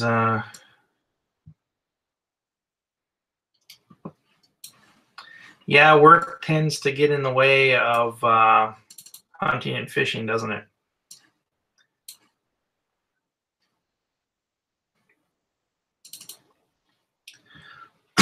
So this is a couple of the bucks that have been walking around where I've been hunting. So this is one of them here. This one, you know, he's not the biggest, but I would definitely take this buck. He's been frequenting where I've been hunting.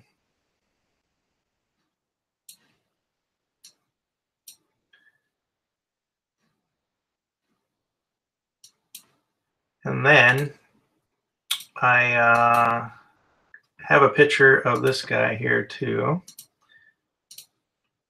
This one here is very similar to the buck that my wife shot a couple years ago.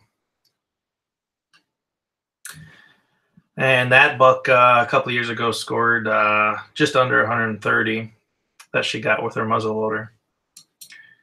I think this guy would be really close to that.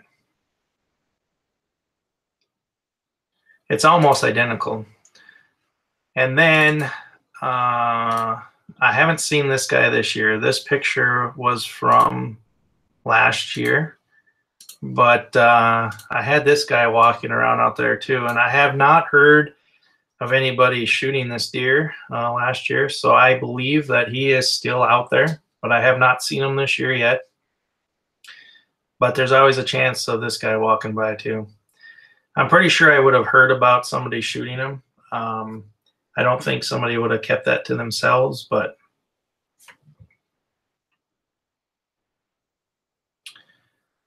hi, John. I hope your weekend's going well. So yeah, when I said that other buck looked like the one that my wife shot a few years ago, this is the picture of that deer.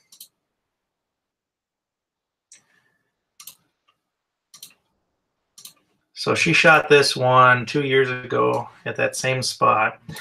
This deer had a 20-inch spread. She shot this with a muzzleloader at 150 yards with iron sights. That was her very first deer.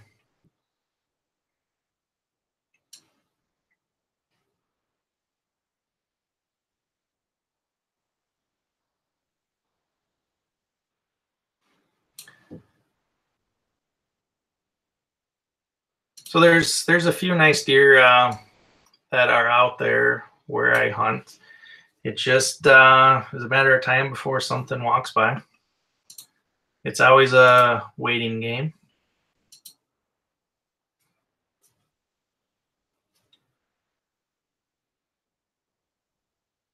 I'm still trying to get one close to the one my son got. Wow, that's a big deer. That's nice. Did he get that with a gun or archery or?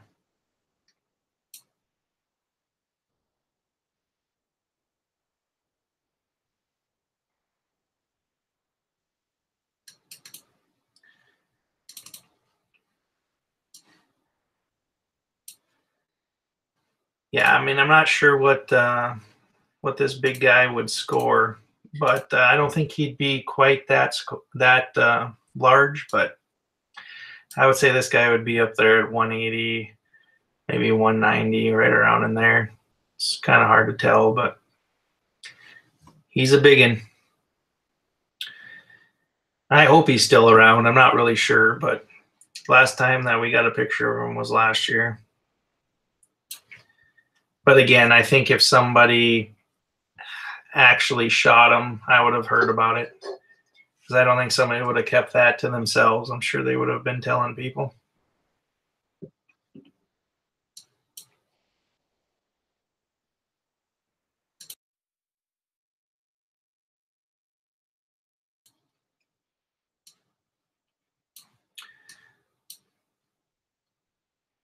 I don't know what I would do, though, if a deer like that walked up to me while I was archery hunting at 20 yards.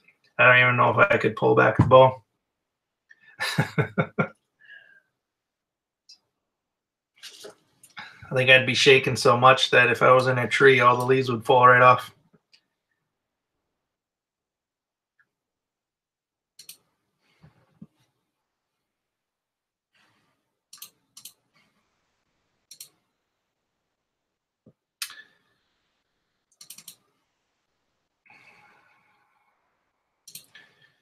And for those of you that wasn't here when I showed this one earlier, this here is my personal best catfish, channel catfish. We caught that one, let's see, was it last summer? Where we were fishing a lake.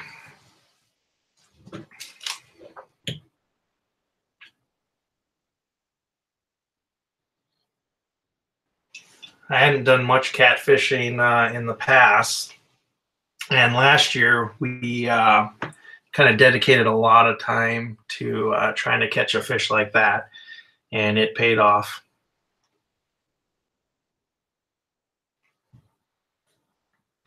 Yeah, he was just under 23 pounds there. So it was a big cat. It took me about 15 minutes to get him in the boat. That's cool, John. It's always fun getting trail cam pictures of deer. I enjoy that. I have several cameras that I set out and get pictures, and you never know what you're gonna get on camera. I don't know if you all seen my video from, I think it was last week, the deer farting video. I caught that deer on camera farting, and that was pretty funny.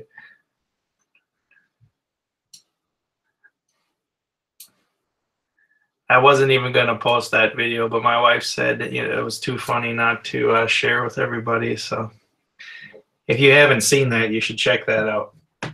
It's pretty funny. Yeah, I was too, Justin. So I actually had the video. It was from earlier in October, and I had like 300 30-second videos on that SD card, that particular camera. And I was just the first time I looked at it, I went through it really fast, and I was just basically looking for deer with antlers on it. And I had pulled all those videos out of there. And then a few weeks later, I was like, oh, I think there was another video of a buck in there that I didn't grab off, and I was going to use it for a video I was making.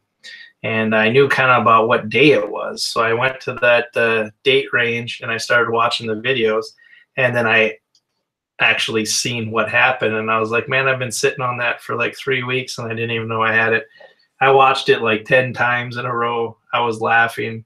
My wife was upstairs. She could hear me. She came down and was like, what in the world is going on? And I was like, this deer came right in front of our camera and let one loose. And it wasn't like she just let one loose. She tried really hard to let one loose.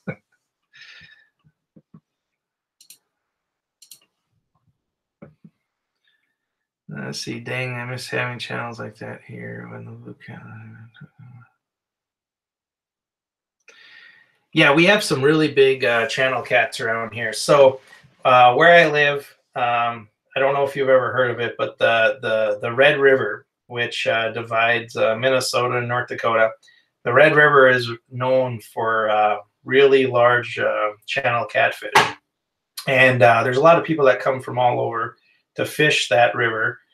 And it gets fished, you know, quite a bit. And there's a lot of big cats that get caught out of there every year. A few years ago, well, quite a few years ago, about 12 years ago, the DNR was actually netting channel cats out of the Red River, and they were stocking local lakes around where I live. And so we went on the website and we got the list of all those lakes, and we started targeting those lakes.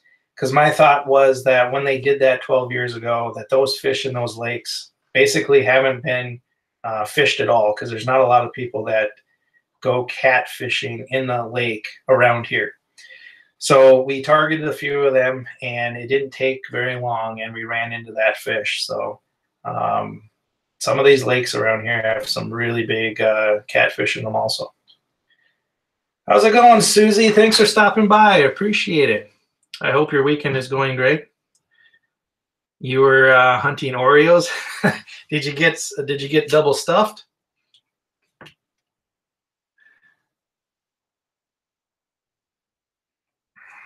I love Oreos.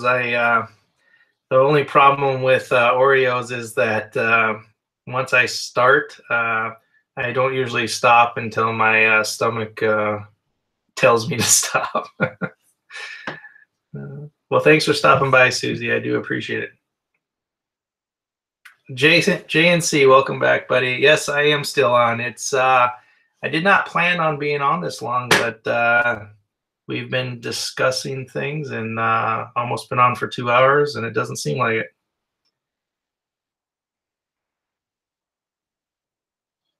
All right, Justin, thanks for stopping by. I appreciate it. I hope the rest of your weekend goes great.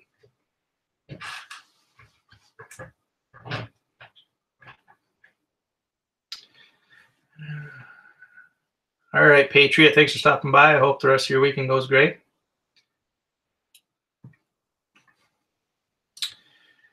Yeah, John.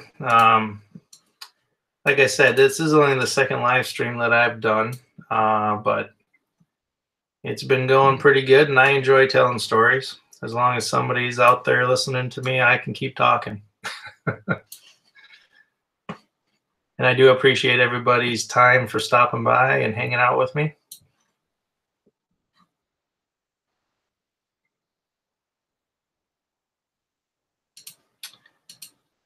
Yeah, John, I've got some pretty good ones. We started making videos this past spring, and the videos have gotten better since then, but we enjoy making them and enjoy sharing all of our adventures. Me and my boy, Jackson, he typically is along with me while we're out hunting or fishing or whatever it is.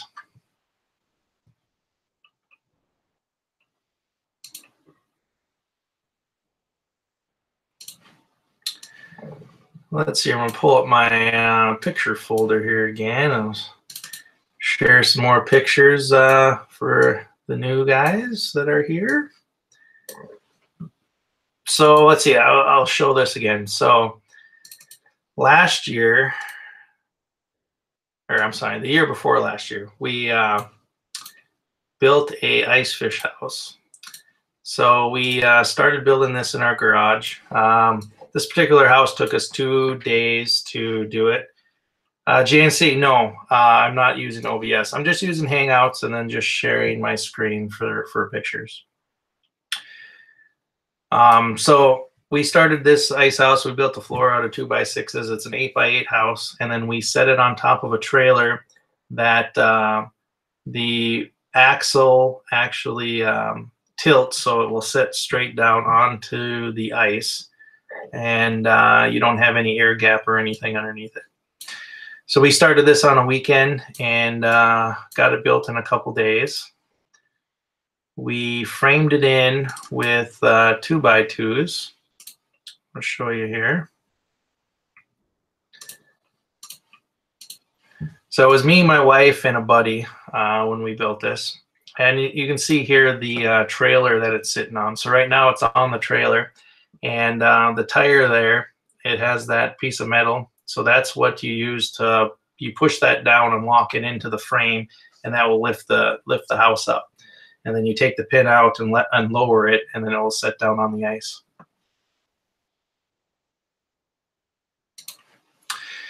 And then we framed it in. After we got done framing it in, we put 1/4-inch plywood on it. We tried to keep it as light as we could. And that is right here. So we got it all enclosed. And we got a door on it and everything.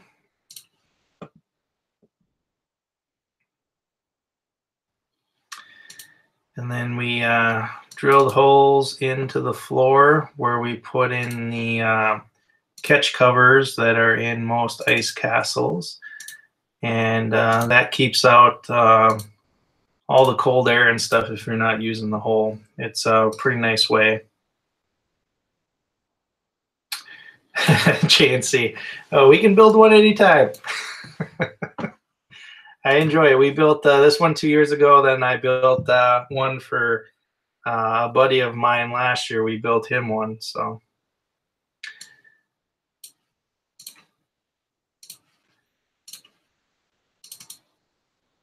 And then this picture here is of Jackson and I out on the lake using the ice house, and we caught some fish.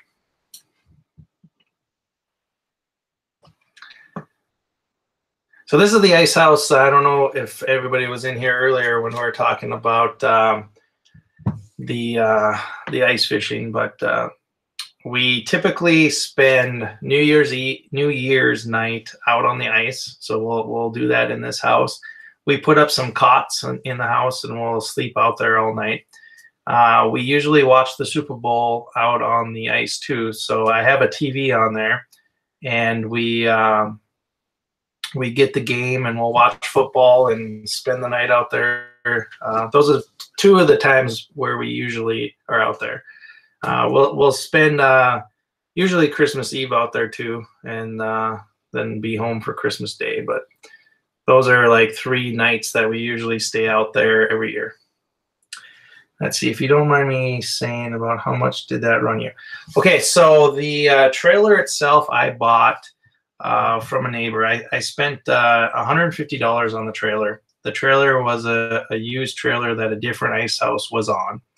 And then the wood and everything for the house itself was a little under $400.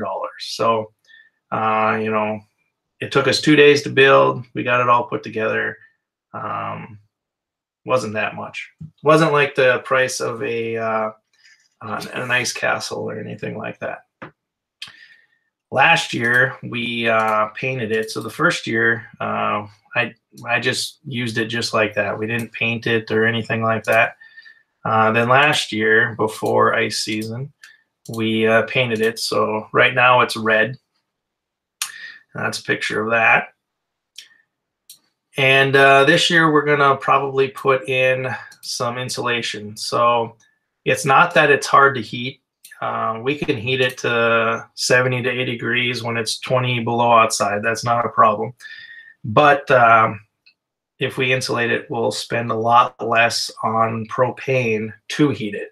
So right now, depending on how cold it is outside, I use a like a 20-pound propane tank to heat it with right now, and I go through a few of those a year. So if we put some insulation in it, then I'll probably get away with just one of those tanks a year instead of having a tank every couple weeks. So.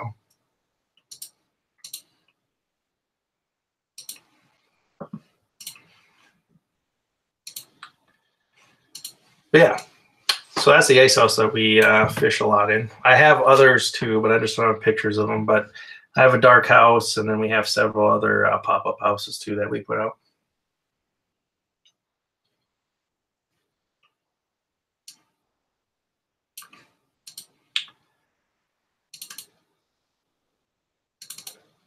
And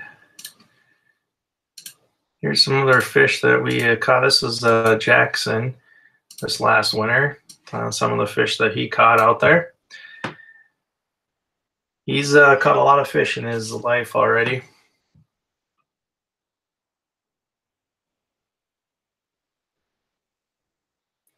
Is it hard to live chat? Well, this is only the second time that I've done it. I think the hardest thing about it is the delay. I have about a 10-second delay from when I see the chat and then you see the video again. So that's a little hard for me. I was really nervous the first time that I did a live stream, and I was really nervous going into this one, but pretty much all those nerves are gone. It is hard to follow the chat sometimes, especially if there's 15, 16 people in here and everybody's chatting. But no, it's not too hard. I'm using just Google Hangouts to do the live stream here, and I'm able to share my screen and stuff, so that's pretty nice. I don't like have OBS or anything like that. I'm not using any mic. I'm just using the mic that's on my Mac. So I use a iMac. The iMac I had bought, I think it's 8 years old now, so it's not like a brand new one or anything, but that's what I use. And it has a pretty good, webcam, and I think the sound is pretty good too. So maybe one day I'll upgrade a little bit and get a mic and all that stuff. But for right now, I think this is okay. The one thing that's interesting with me too is where I live here, I don't have any internet. I have the option, or very few options for internet. None of them are like great. So I use my phone to do all my tethering. I have a Verizon phone, and I tether to be able to connect to the internet through that. And that's what I use for my internet. So that could be part of the lag that I experienced too, about the 10-second delay. But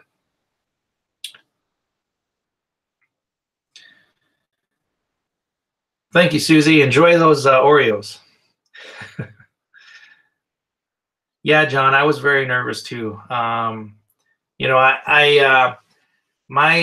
job, my full-time job, I am a plant manager at a food manufacturing plant.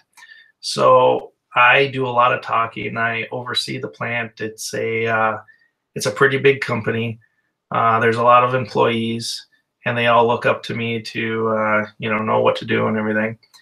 And so I have no problem with talking, and I don't get nervous. But when I was doing this, I definitely got nervous. I don't know why, but this was nerve-wracking for me.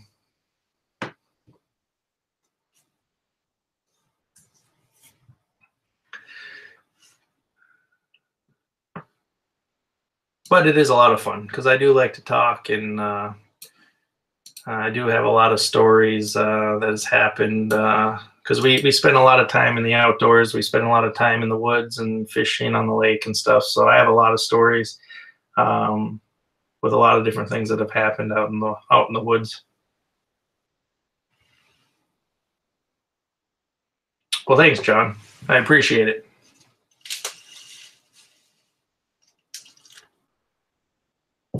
The hardest thing that I found doing this stream is I didn't know exactly like what I was going to talk about. So I got some pictures together that I could easily grab and share, and then I was just going to sit here and ramble for an hour or so.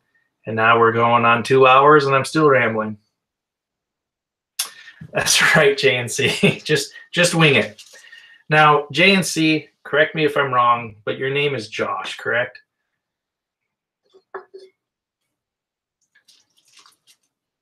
I hope I got that right anyway.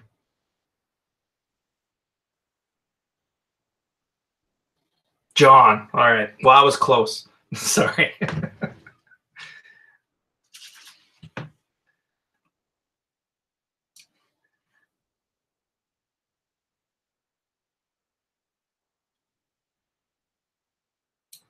Well, I do appreciate you stopping by, John. This is only the second time that I've done a chat like this. I did one last week when I surpassed 1,000 subscribers. So we kind of did it as a special kind of, and that went so well. And people asked me if I was going to do another one. So I may do this every week, probably every Saturday from now on. Come on for an hour or something and do some rambling. How's it going? High Velocity Savage. Thanks for stopping by. Hope your weekend is going great. Oh, we're just sitting here talking. I've done a lot of rambling in the last couple hours. Well, I don't know about this stream, John, but the last stream I think the most I had on was 15 at one time.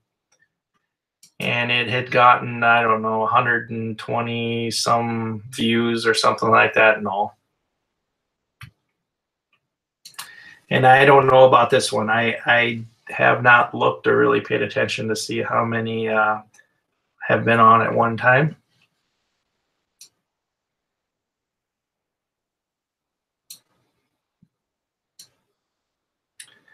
For watch minutes on my last one, it was, I think, the 5th most watched video that I had put out. The most watched video that I have so far is my spring goose hunting video. That's almost at 1,000 views now, and it is somewhere over 3,200 watch minutes now, something like that.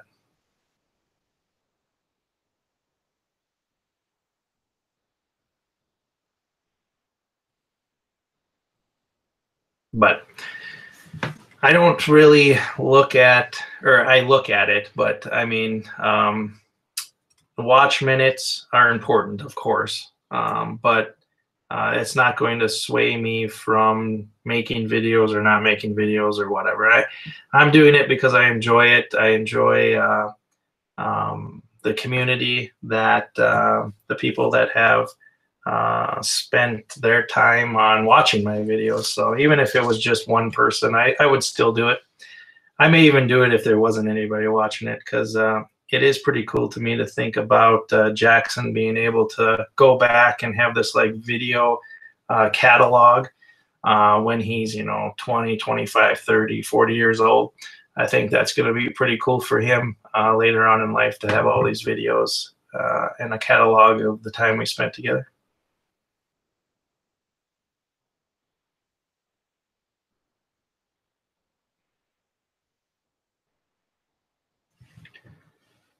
Yeah, JNC. Well, your live streams are pretty cool when you're out there bank fishing on the river. It is pretty neat. And of course, Cassie, she's always catching a bunch of fish. So, and you do too every once in a while.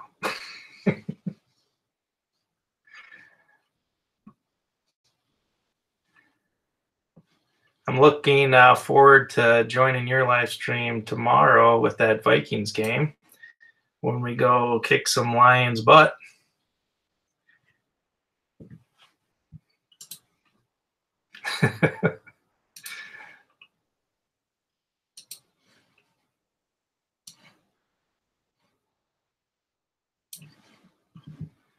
That's right.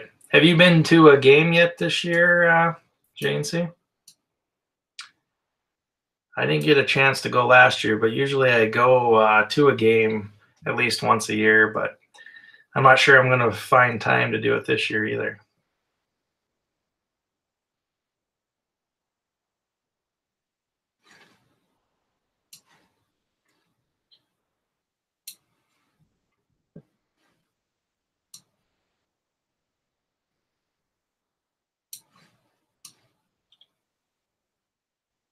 Cool. I used to always go to the Lions game. That's the game that a group of us would always go to. But like I said, I didn't last year, and I'm not going to make it to this one either. But I always enjoyed going to the Lions game because we usually always win that game.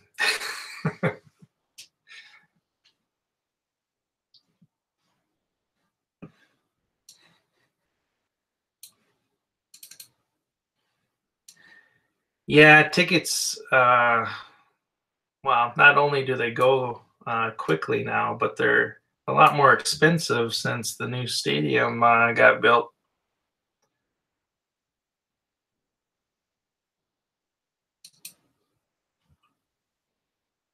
I think the year that I liked going to the game the most was that year with Favre. That was a fun year to go to. I got to see him up and close and personal, and that was pretty fun. You're from Vermont, John? That's cool.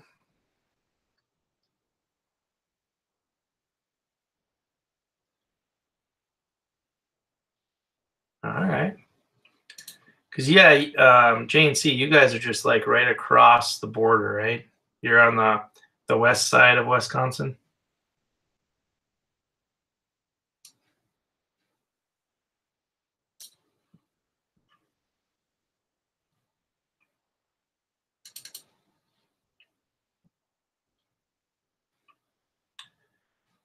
Let's see here.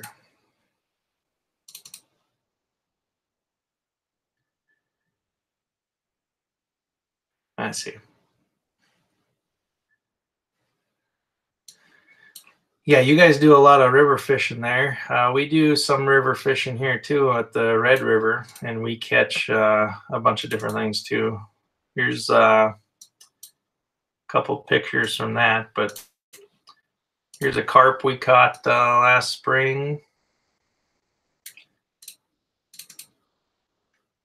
I like river fishing because you never know what you're gonna catch out in the river. There's so many different kinds of species out there. Everything from walleyes, northerns, catfish, freshwater drum, pretty much anything. Jackson had caught his first sauger last year too in the river. That was this guy here. So there's sauger in the Red River, and then also they have quite a few walleyes too in there. When we did that fishing challenge, actually, I fished in a river that dumps into the Red River. So that had a lot of walleyes and smallmouth bass and carp and stuff too. All right, JNC, thanks for stopping by, buddy. Hope you have a good night.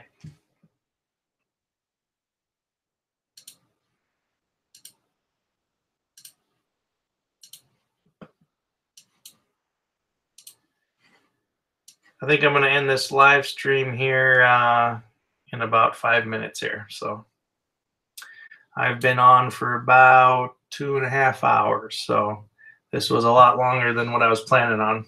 I was figuring only to be on for about an hour. But you all have been so fun to hang out with. So we've had a good time.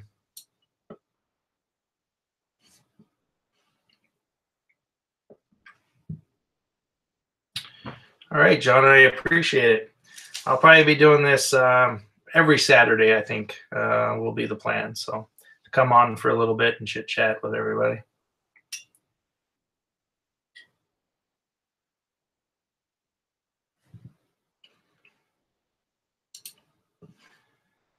And I hope everybody has a good weekend if you're out fishing or hunting or just enjoying some time with the family. And I'm going to sign off, and we'll catch you all later.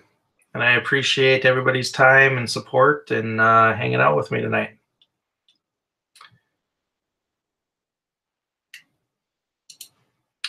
Have a good night, everybody.